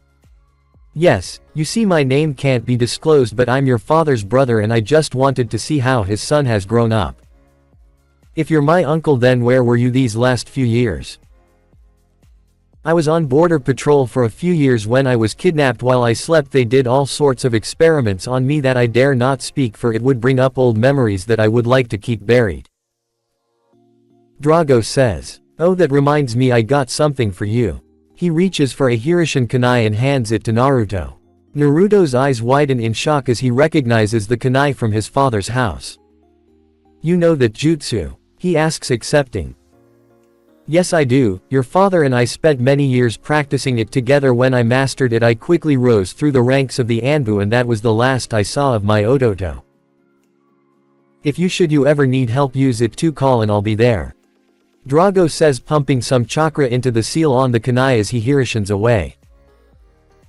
"Wait a minute, past Hokage, one who was nominated to be Hokage, one who has power to be a Kage, how does he know about you three?" Naruto says to his three tenants. "Your guess is as good as mine, Naruto." Madara responds. "Do you think Saru told him about us?" Hashirama asks. "Sarutobi could have told him when he told him about who your father was." "I guess that's a possibility." Naruto ponders the possibilities when he sees Konohamaru following him. Well, at least he learned to suppress his chakra, but stealth has a lot to be desired. Naruto spins and looks at Konohamaru. "You learned to suppress your chakra? I'm impressed, Konohamaru. How do you keep finding me?" Konohamaru roars in frustration. "In your effort to hide your chakra, you forgot to hide from me." Naruto then turns to the fence. "By the way, Moegi Udon, you really should learn to conceal your chakra or I'll keep finding you." Moegi and Udon come out from behind the fence. "So what do you three want, Databane?" "I master the fireball jutsu and I was wondering if you would play ninja with me." A shinobi playing ninja, how unexpected. A voice calls from behind Naruto. "Sakura, contrary to popular belief, this game promotes stealth and teamwork. By the way, where are your other teammates?" Kiba had to talk to his mom about his Kekkei Genkai, and Shino went to his compound to talk to his father about something. That guy is so secretive. "Who is this girl? Ni-san, is she your girlfriend?" Konohamaru asks. Naruto looks at Konohamaru and says, "No, my heart belongs to Hinata-chan, kid. Good, she is flat-chested. I don't think she would make a good girlfriend." Sakura looks at Konohamaru with a deadly look on her face. "Hey Konohamaru, have you ever heard the expression, 'Hell hath no fury like a woman scorned'? No, why? Run, you idiots!" Naruto shouts from a distance away as Sakura cracks her knuckles. Konohamaru and his friends run as Sakura runs after them. Drago is sitting on a telephone pole as he watches his nephew telling Konohamaru to run for it as an enraged Sakura charges after him. "Ah, Konohamaru, you just can't seem to stay out of trouble." He jumps over to where he sees Konohamaru run when he sees the kid bump into Kankuro. "Hey kid, watch where you're going," growled a kid wearing a black, baggy, full-body suit with a red and yellow circle on the front.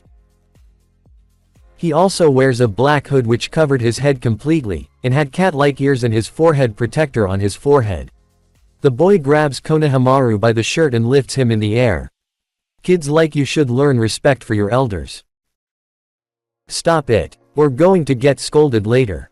A girl with green eyes and blonde hair, which is gathered into 4 ponytails, her outfit consists of a single light purple-colored, off-the-shoulders garment that extended to halfway down her thighs, with a scarlet sash tied around her waist. In addition to incorporating fishnet worn over her shoulders and legs, specifically on her right calf and her left thigh, she also wore her black forehead protector around her neck and a fan on her back. Sakura holds her hands to her chest.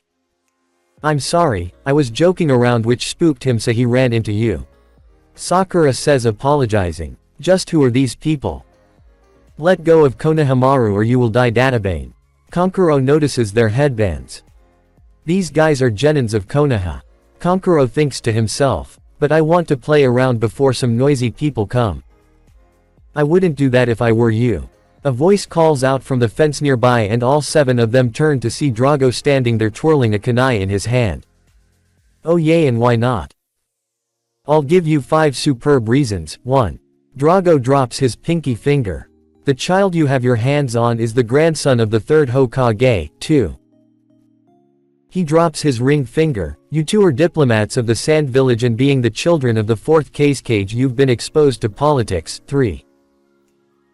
He drops middle finger. "If you do harm the grandson of the 3rd Hokage, you have to be the ones to explain to your old man why the Hidden Leaf Village is sore at him." 4. He drops his pointer finger. I would have to explain to Lord Third how his grandson was hurt by you two on my watch 5. Drago drops his thumb to form a fist. Your red-haired teammate in that tree seems quite angry with you. Lastly, my 5 reasons. Drago punched Kankuro in the mouth. Makes this drop him. Just then a small pebble slams into Kankuro's eye. What the hell do you think you're doing in another's village? A second voice calls out from the 3 nearby. Everyone turns their head to see Sasuke sitting in the tree tossing a rock in his hand. Instantly Sakura enters hyper fangirl mode. Sasuke-kun, she squeals. Leave it to an Uchiha to make a completely unnecessary entrance. Hashirama shakes his head. Oi. Madara retorts, butting heads with his old rival. He is handsome. Temari thinks with a slight blush on her face. Konohamaru runs over to Naruto. Another kid that pisses me off. Kankuro growls under his breath. Sasuke crushes the rock in his hand. Get lost. Sakura and Moegi stare at Sasuke with hearts in their eyes. He is so cool. God damn it, Sasuke, that ego of yours is going to be the death of me. Naruto shakes his head. Naruto, nee, you're not cool, Konohamaru complains. Just then a flying purple and blue blur tackles Naruto and Hinata is on top of her boyfriend. Naruto-kun, where were you? I was waiting for you back at the compound but you never showed up. Hinata gets off her boyfriend, letting him get up. I was headed there when these 3 showed up and the whole situation kind of exploded. Naruto points to his little followers. Hey, come down, kid. Kankuro shouts at Sasuke, who glares at Kankuro. I hate kids like you, who think they're so clever. Kankuro reaches for the bundle on his back, unraveling it. Hey, you're going to use Crow? Temari asks, concerned. Kankuro places it on the ground. Kankuro, stop it. A voice calls from behind Sasuke. Oh right, Gaara. Kankuro thinks in despair. You're a disgrace to our village. Gaara says, hanging upside down. Gee, Gaara. Kankuro starts sweating nervously. Listen, these guys started it. When the hell did he get behind me? He is almost as quiet as Kakashi-sensei, Sasuke thinks. Gaara-san shunshins down and glares at Kankuro. Shut up or I'll kill you. Gaara threatens. I apologize for my stupid brother's actions, Anbu-san. Gaara looks at his siblings with disdain. Let's go. We didn't come here to fool around. I know. Kankuro responds, then the 3 of them walking away. Hold on. Sakura says. What? Temari asks. Judging from your forehead protectors, you're ninja from the Hidden Sand Village, right? The country of fire and the country of wind have an alliance, but a treaty prevents ninja from entering each other's countries without permission. State your purpose here.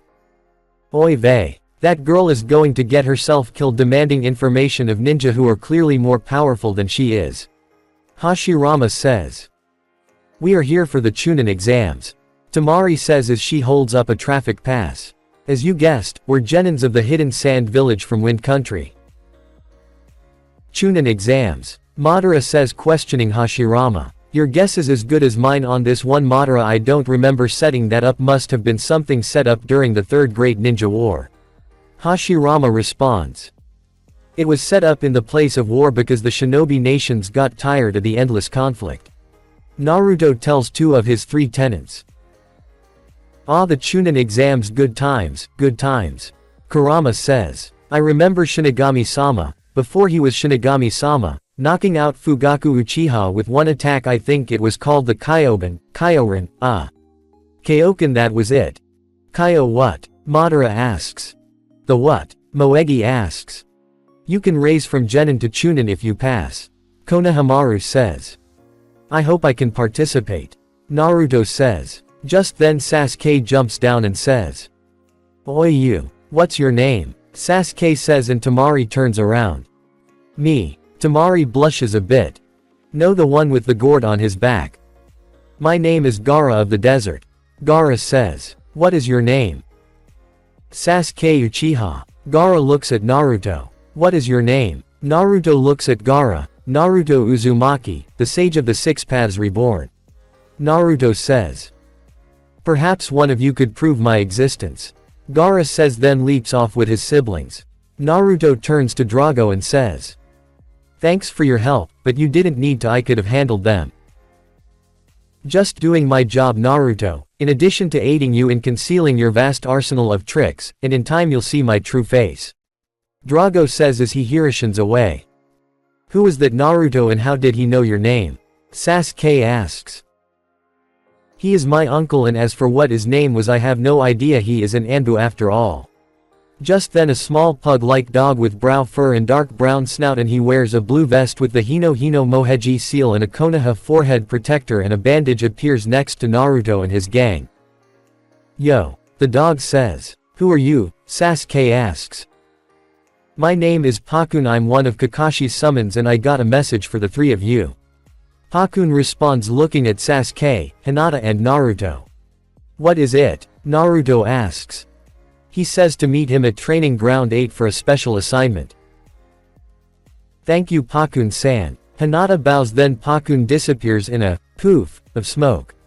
Naruto, Hinata and Sasuke walk off toward Training Ground 8. Sasuke turns to Naruto and asks, "Hey Naruto, would you do me a favor?" "Sure Sasuke, what do you need?"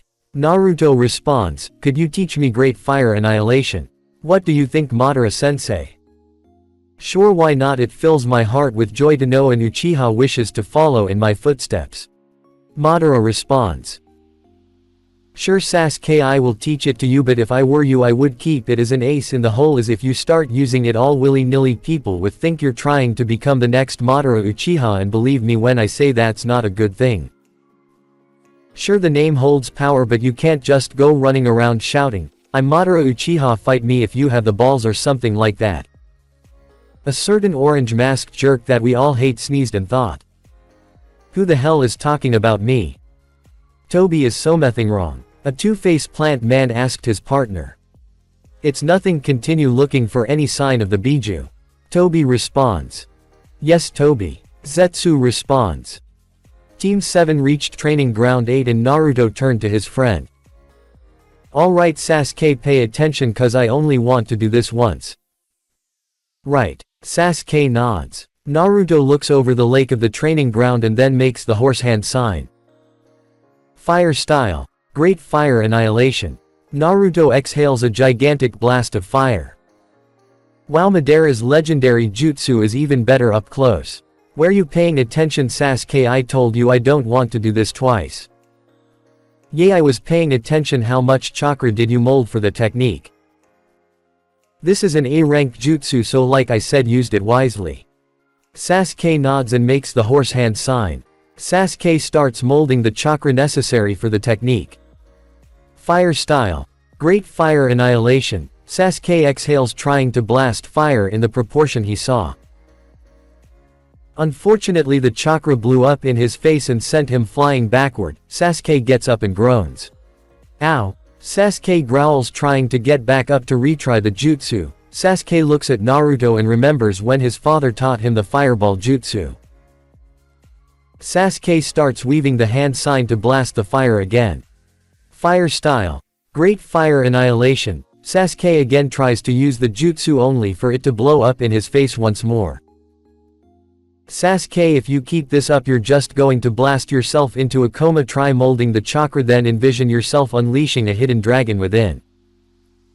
Sasuke takes a deep breath and molds the chakra again, and then he gathers it in his throat, then envisions a dragon coiling in his heart and exhaling its deadly flame.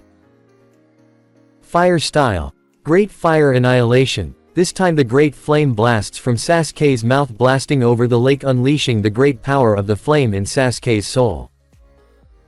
"Well done Sasuke, I'm sure that took a lot of chakra, but if you want to keep practicing it I'm sure your chakra reserves will increase if you keep trying it."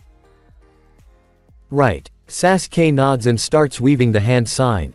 Fire style. Great Fire Annihilation. Sasuke blasts the fire again, using most of his chakra to exhale the fire again. Sasuke drops to the ground panting.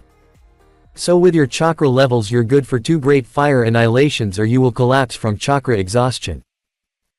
"So, what would happen if I used it 3 times, Sasuke huffs. Well, it wouldn't work, but you could also endanger your life and be running on absolute zero chakra, which would be downright dangerous if not deadly. So how do I increase my reserves? Exhaust yourself chakra-wise, then allow 8 hours to recover chakra and it should increase, but right now we don't have 8 hours, so I'm going to give you chakra. Naruto channels chakra into his hand and grabs Sasuke's hand and channels chakra into his friend's systems. When Sasuke's chakra levels return to normal, Sasuke feels that his reserves have increased to high Junin levels, low Anbu. Just then Kakashi shunshuns in with his typical eye smile. Yo. So what did you want to talk to us about, Kakashi-sensei? Hinata asks. I entered you three into the Chunin exams, just go to the academy room 301 for the first part of the exam in 3 hours. Hi sensei. His three students respond, then starts to run off when Kakashi tosses them 3 pieces of paper, the one in Naruto's hand said. Naruto Uzumaki. I recommended the one with the above name to the Chunin selection exams under my name, Hitaki Kakashi. Junin Hitaki Kakashi. So we're going to take the Chunin exams, I wonder if my right eye will awaken. Naruto says, hands behind his head.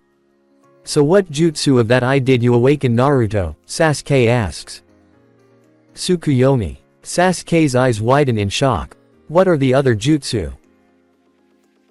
Amaterasu and Susanoo. 10 minutes later, Naruto, Sasuke and Hinata arrive at the academy and see a bunch of students gathered around a room that says 301.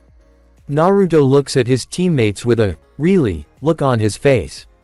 Just then a boy in a green jumpsuit is punched back. Someone from the group of genin speaks up. Let us in, we need to register for the exams. The Chunin exams are real challenging, kids like you should just quit. One of the genin guards says. Please let us through. Tenten's voice calls from the front of the crowd. Naruto's eyes widen and he walks up to where Tenten's voice just in time to see her punched back, and his eyes shift to where Neji is standing and see his adopted brother. To see Neji's features twitch as Tenten was hit. Naruto places his hand on Neji's shoulder, his eyes glowing as he walks up to the front of the crowd with his eyes closed, smiling. If you think that the Chunin exams are scary, Naruto says, then opens his eyes revealing his Rinnegan. I'll show you true terror. The guards flinch at Naruto's words and the pure power behind his eyes. Is what I would say if this place was really the 3rd floor. Hey, Naruto's right, drop the genjutsu. Sasuke glares at the 2 genin in front of them. The sign above the door wavers and changes to 201. You're pretty good. But just being able to detect it isn't enough. The genin with the bandage on his face charges Sasuke, throwing a kick, and Sasuke throws his own kick just as the 2 attacks are about to connect. Rock Lee springs into action and grabs both kicks with extreme ease. Everyone stares at Lee in shock at his speed and strength.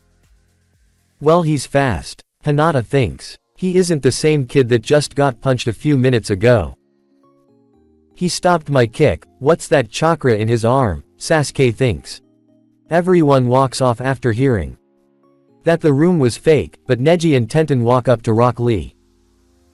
Hey, you broke the promise. Neji glares. You're the one who didn't want to gather attention by doing something that stands out. Sorry, Neji. Lee responds. Neji turns to his brother figure with some fear evident in his eyes.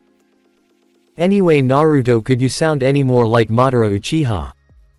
Well, Madara is a terrifying person, so acting like him is a great intimidation tool. Neji rolls his eyes. Naruto-kun, Sasuke, let's go, I don't want to be late. Hinata says, grabbing their hands and dragging Naruto and Sasuke off towards the 3rd floor. So Neji-kun, does Sasuke interest you? After all, you live with Naruto, so I'm sure you know all his abilities, am I right, Neji-kun? Tenten asks. I'm afraid Naruto has kept most of his abilities to himself, so he is an unknown. Neji responds. Then he and Tenten walk off, but Lee stays where he is. Lee, let's go. What are you doing? Go on without me, there is something I want to take care of first. Lee responds. What the hell was that about? Beats me, Lee has always been a mystery. Neji responds. Naruto, Hinata and Sasuke are walking towards the entrance of the 3rd floor when Lee calls out. You with the attitude. All 3 of them pause and turn around as Lee lands in front of them.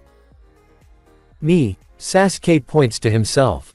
What do you want? Will you fight me right here, right now? Fight you right here and now. Yay, my name is Rock Lee. It is common courtesy for a challenger to reveal his or her name before issuing a challenge, right, Sasuke Uchiha? So you know my name. I would like to fight you. I would like to see how my moves will do against someone of the Genius Ninja clan. Well, this ought to be interesting. His chakra coils are far too underdeveloped to be able to use ninjutsu or genjutsu. Hashirama says. However, he can mold chakra or tree climbing or water walking. Let's see how the Sharingan fares against someone who probably doesn't hide their techniques. Madara says, watching his descendant. So you're challenging me knowing my name is Uchiha. You seem to be very capable, so I would love to fight you. Unfortunately, we don't have a lot of time. Unfortunately, Sasuke is right. Lee-san, perhaps some other time. Naruto says, looking at Lee. Hey Naruto, I got an idea. Madara says. What is it, Madara-sensei? Naruto asks. If you cast Tsukuyomi on both of them, they can fight all within the time frame of half an hour. Great idea, Madara-sensei. Lee looks at Naruto and says. Do you not think that this match will end within half an hour, Naruto-san? No, I don't, but I do have an idea, so you can both fight to your heart's content and still make it to the exams in time. Sasuke looks at Naruto with a shocked look. Naruto, you can't possibly mean that jutsu? Sasuke asks, a little scared. Yay, I do, Lee. If you could come here and stand next to Sasuke and just gaze into my left eye, it will be over within a few seconds. What do you mean, Naruto-san? How can time work like that? Lee asks. Simple, it's a powerful genjutsu that I learned from the Mangekyo Sharingan. Just look and you can fight as you please. Naruto's left eye shifts to Madara's left Mangekyo Sharingan. Lee and Sasuke find themselves in a world with a red moon. Where are we? Lee asks. In my world. Naruto walks over to the two of them. Tsukuyomi, the genjutsu of the Mangekyo Sharingan. Sasuke smiles, then faces Lee. Okay, you two can fight to your heart's content. Sasuke activates his Sharingan and rushed at Lee, throwing a kick, followed by a punch. Lee dodges the kick but is tagged by the punch. Lee flips back, then charges in. Leaf Hurricane. Sasuke dodges the first kick but the second one catches him and knocks him back. Sasuke starts weaving hand signs and stops on the tiger hand signs. Fire Style. Fireball Jutsu. The fireball goes roaring at Lee, jumps out of the way, and rushes at Sasuke, who dodges and counters and throws his own punch at Lee.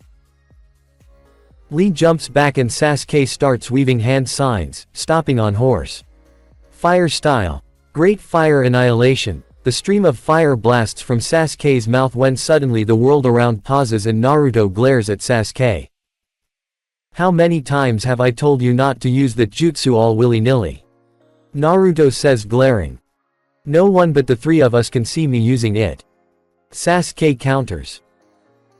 Oh yay. Naruto rubs his head, then the world unfroze and the wave of fire blasts at Lee, who jumps high in the air to avoid the attack and then vanishes and reappears in front of Sasuke and kicks him in the chest, sending him high into the air, then reappears behind Sasuke.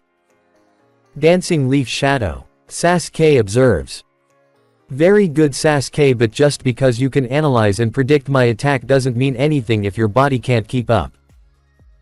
Lee says. Just then the bandages on Lee's arm wrap around Sasuke and then starts rotating. Primary Lotus, then Sasuke slams into the ground.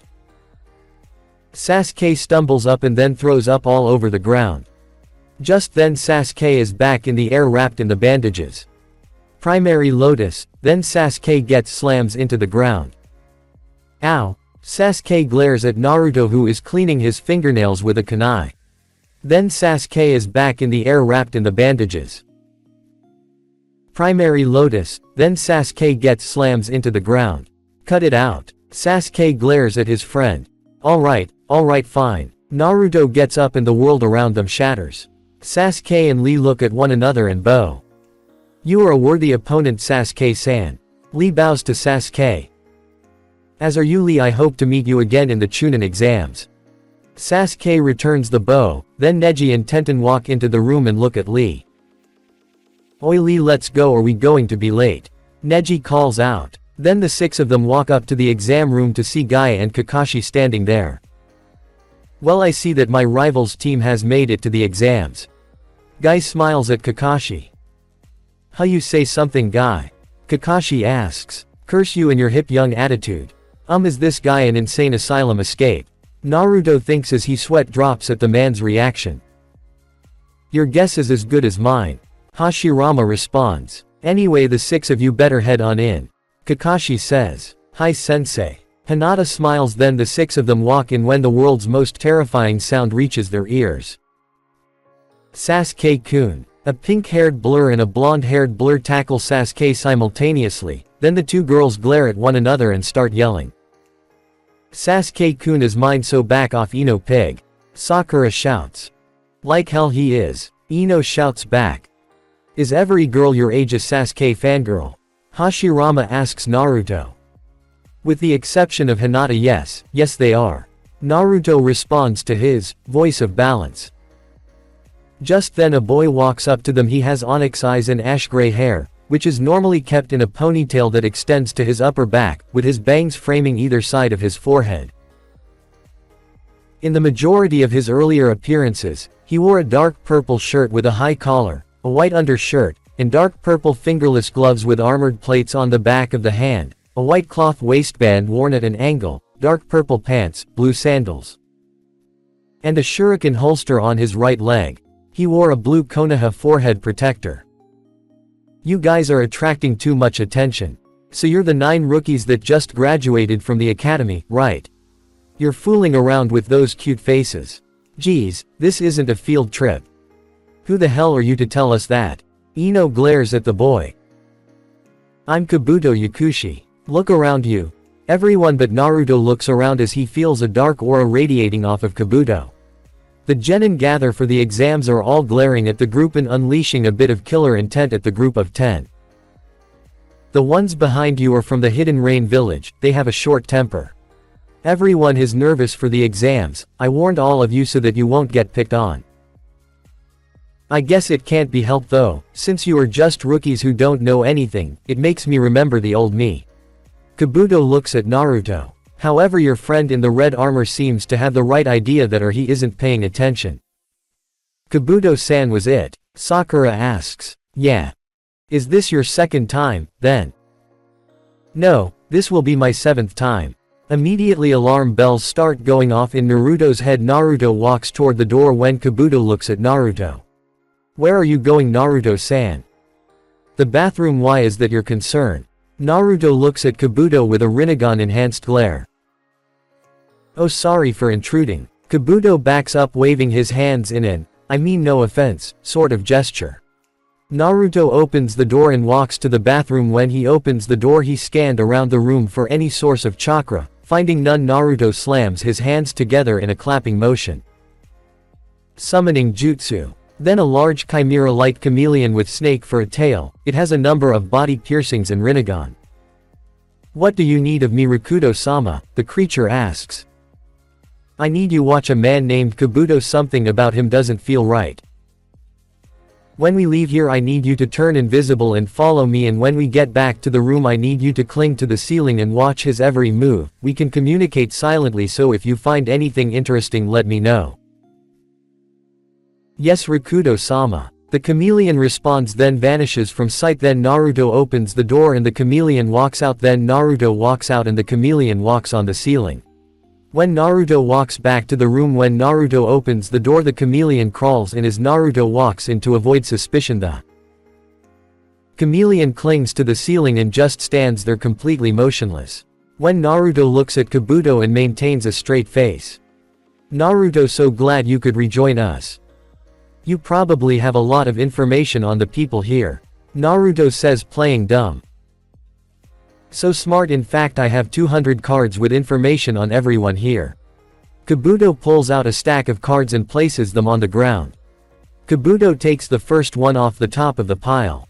It looks white, but, to get the information from this card. Kabuto starts spinning the card. What are you doing? Sakura asks. It's made so that you can't view it without my chakra, like this. Kabuto applies chakra to the card and a small map with a bar graph projected above it with the largest coming from the Land of Fire. What kind of information is that? Sakura looks confused. The exam's total number of examinees and countries participating. It also has the number of participants from each hidden village. Let me ask, why do you think we do the Chunin exams together? Kabuto asks. All the 9 rookies look at him in silence while Choji munches on some chips. First, it's to deepen the friendly relationships with the other countries. Next, it's to heighten the level of the ninja. That is what they say. That is what they say, Sasuke repeats confused. Yes, the real purpose is to confirm the level of the ninja in each adjacent country to try and balance out the power. Power balance, eh? Naruto says, looking at Kabuto. Why did they go through such a troublesome task? Shikamaru asks. If they don't do that, the weak countries will be invaded and dominated by the strong ones. So they check and restrain each other's powers, that is my guess anyway. Kabuto answers. Just then Sasuke walks forward with a determined look on his face. Are there any cards there that have detailed personal information? Sasuke asks. Yes, is there someone that interests you? Yeah, there are. The information of this exam's examinees are not perfect, but I've burned and saved them. They include information about the 9 of you as well. Tell me whatever you know about the people you know that interest you, I'll look it up for you. Gaara from the Hidden Sand Village and Rock Lee from Konoha. Oh, you know their names, that is no fun. Kabuto swipes his hand over the deck, and then Kabuto holds up 2 cards in front of them. Show me, Sasuke says. Based on the information he has, I can determine what to look out for. Naruto thinks, looking at Kabuto's little display. First up is Rock Lee. Kabuto says, and then he channels chakra into the card and Rock Lee's information appears as well as 2 graphs dictating his overall stats and number of completed missions. He is 1 year older than you. His mission experience includes 20 D ranked missions and 11 C ranks. The squad leader is Might Guy. His hand-to-hand combat skills have increased dramatically in this past year, but his other skills are terrible. He got everyone's attention last year as a skilled rookie genin, but he didn't take the Chunin exam. Like you, this is his first time taking it. Thank you, Captain Obvious. Madara rolls his eyes. His team is composed of Tenten and Neji Hyuga. Next, let's see Gaara of the Desert. Kabuto channels his chakra into the second card and Gaara's stats appear. Interesting, his skills are unknown mostly. That means Mr. Ninja Info Guy doesn't know everything. Kurama notes. But I can tell you he holds my insane little brother, the one-tailed Shukaku. His mission experience is 8 C ranks and, this is amazing, he did a B rank mission as a genin. He is a foreign ninja and it's his first time taking the exam, so I don't have any more info on him. However, it seems that he has returned from all his missions unharmed. Oh, this reeks of Shukaku's influence. If I were to hazard a guess, I would say this Gaara kid controls sand. For both offense and defense, and, like yours truly, he has a very strong self-preservation instinct, so odds are the sand will spring up to defend him. Thank you, Kurama. Naruto smiles at his inner Biju. He did a B rank mission as a genin, and was unharmed. Shikamaru asks, shocked. Kabuto takes another card from his deck and channels more chakra into it, and the mini-map pops up again. Konoha, sand, rain, grass, waterfall, and sound. This year, many talented genin from these hidden villages have come here to take the exams. The Hidden Sound Village is a village of a small country that was just made recently, so I don't have much info on them. Either way, all of them are powerful hidden villages. So all the people here are all. Sakura trails off. Right. It's not only Lee or Gaara, all the people here are the top elites chosen from each country. I can assure you this won't be easy. Naruto starts chuckling silently and starts shaking. Sakura notices this and her unease starts to grow rapidly. Even Naruto, who is on par with Sasuke-kun, is nervous. Maybe should try and help him. Sakura thinks in dismay. However, just as she is about to say something, Naruto turns to the other participating genin and unleashes a torrent of killer intent, smiling like a madman. Excellent, this seems like a declaration of war. Naruto's eyes starts glowing with glee, then he holds out his hand and clenches it into a fist. I can't wait to crush you all, and when I'm done you will all know the fear of divine power. Instantly every genin with the exception of Gaara, Sasuke, Hinata and Neji starts sweating up a storm, and a few even collapse under Naruto's power. Kakashi hears Naruto's declaration from outside and chuckles a bit. Why am I not surprised? Naruto will never back down no matter the odds against him, he really is Sensei's son. Kakashi thinks with pride at his students. Back inside the classroom, 3 sound genin look over at where Kabuto was. Did you hear that? The one with a headpiece similar to the second Hokage asks. They said that the Hidden Sound Village is a minor village in a small country.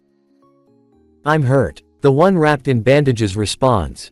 Let's play with them a little, then. The only girl says smirk. Yeah, they spoke as if we're just leftover ninja, let's make him add this into his data. Ninja from the Hidden Sound Village are somewhat cruel. Shall we? First boy asks. Let's. The second responds, then the 3 of them rush over to the rookie 9, then come flying in at Kabuto. The first boy leaps into the air and throws a couple of kunai at Kabuto, who dodges them with ease. When the second comes in to strike, swings his right arm, which Kabuto dodges with ease. Then a wall of invisible force blasts him back, causing him to slam into his teammate. What the hell hit me? 1 minute I'm showing my stuff, the next I go flying backwards as if I hit an invisible wall. The mummy ninja thinks, looking around trying to identify the source of the attack, only to see Naruto with his left arm outstretched laughing. Then the lenses of Kabuto's glasses shatter. So it's a sound wave attack, interesting. Note to self, apply soundproofing seals to the ear area which can activate at will and deactivate at will. I see, so that's what kind of attack it was. Kabuto takes off his shattered glasses. Sasuke runs forward confused. What is going on? You definitely dodged it, so why did your glass? Sasuke says in confusion. It must have hit his nose. That's what happens for trying to look cool. Shikamaru responds. Just then Kabuto's eyes widen in shock as a wave of nausea overcomes him and his vision blurs. Then Kabuto collapses to his knees and throws up. He threw up. Kiba says, looking in shock. Kabuto-san. Sakura cries out in concern. Everyone looks shocked except for Shino, who doesn't really have an expression. Sakura and Kiba run over to Kabuto. Hey, Kabuto, are you alright? Kiba asks concerned. Yeah, I'm okay. Kabuto responds. Really? Sakura asks. You're not as good as I thought for a veteran who took the exam 4 years running. Dosu says. Write this in your card. Zaku says. The 3 roam the Hidden Sound Village will definitely become Chunin. Lee, what do you think of that attack? Neji asks. There was no problem in dodging it. There must be some sort of trick. Just then a huge plume of smoke erupts from the front of the classroom as a deep voice growls out.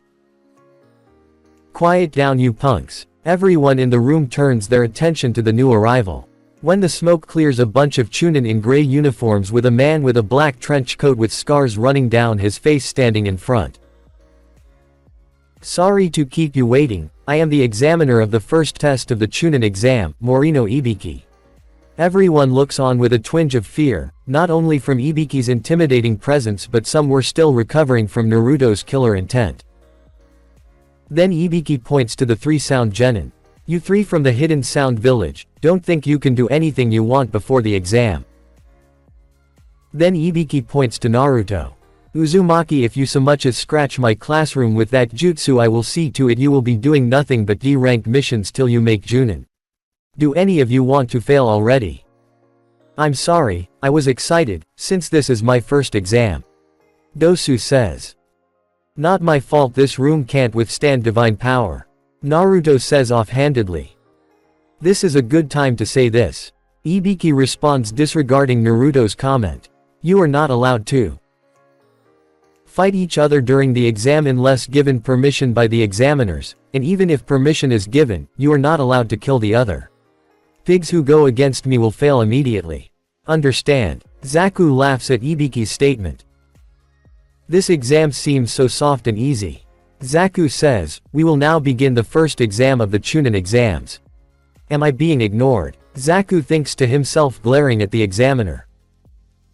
Turn in your applications, take one of the number tags, and sit where the number tells you to. Ibiki says, holding up a small card with a big black number 1 on it. Then we will pass out the papers for the written exam. Great, a paper test, fan-fucking-tastic. Naruto groans inwardly. I thought I was done with stupid paper tests when I left the academy. You think this is bad? You should actually pay attention to the amount of papers on the Hokage's desk on any given day. He has to fill out and sign all of them, and that usually takes up most of his day.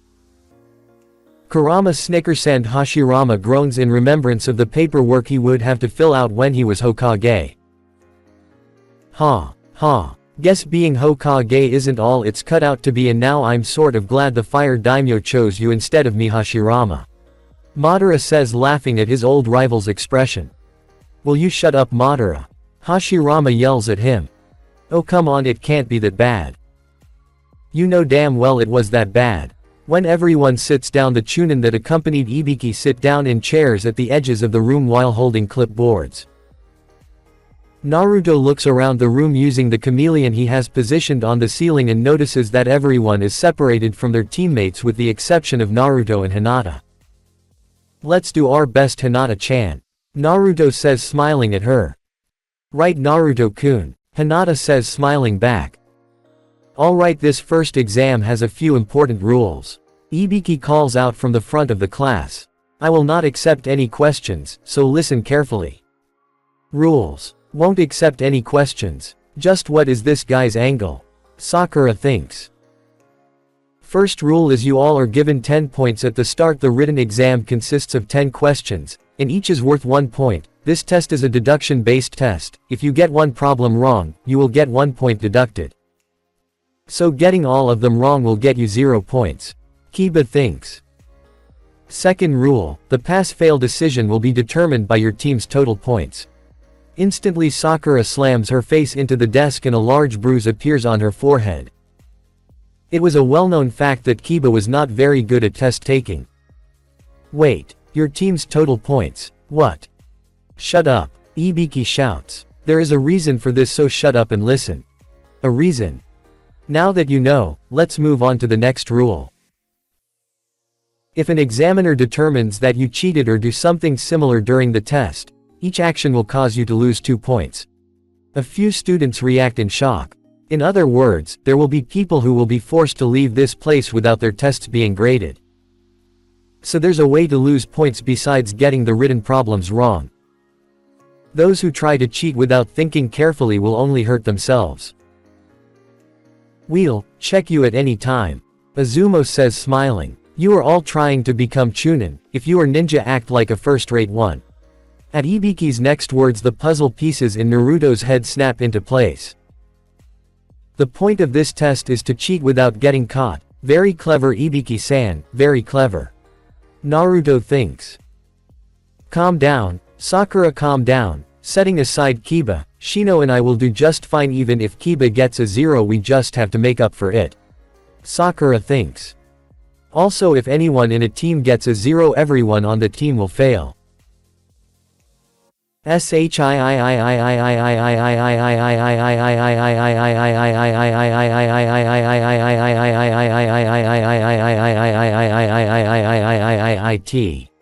Sakura swears in her head, then glares at Kiba. You better get at least one question right, Kiba, or I swear to God you will never hear the end of it.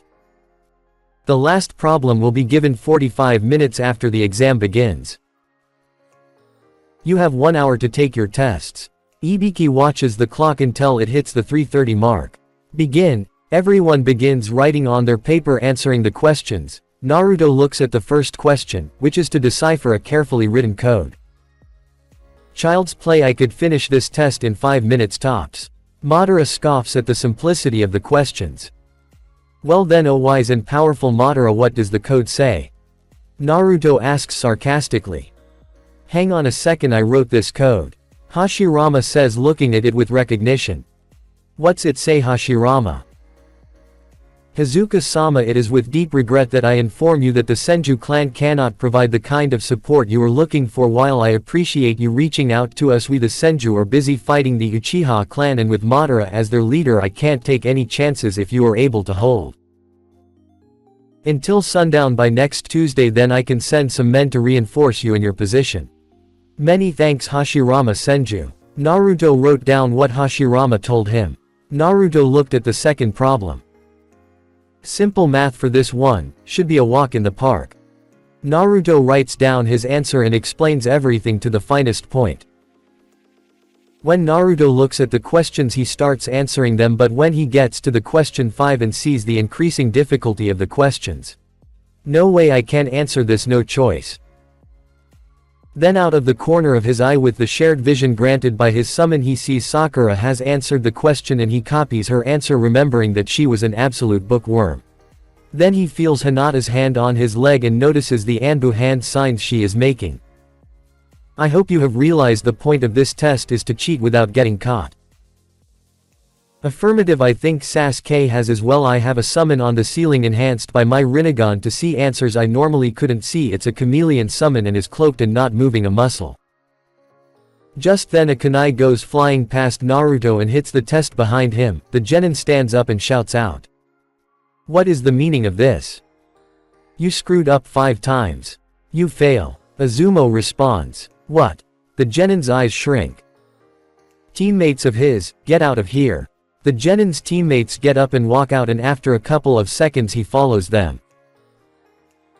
Number 23, fail. Number 43 and 27, fail. Then genin are dropped one by one and their teammates are kicked out as well.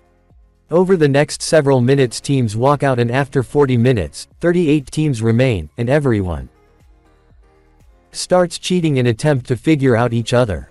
After a few minutes Kankuro raises his hand and leaves for the bathroom and gets the answers from his puppet. When he comes back Ibiki smiles. Have fun playing with your dolls. Ibiki smiles at Kankuro's narrowed eyes.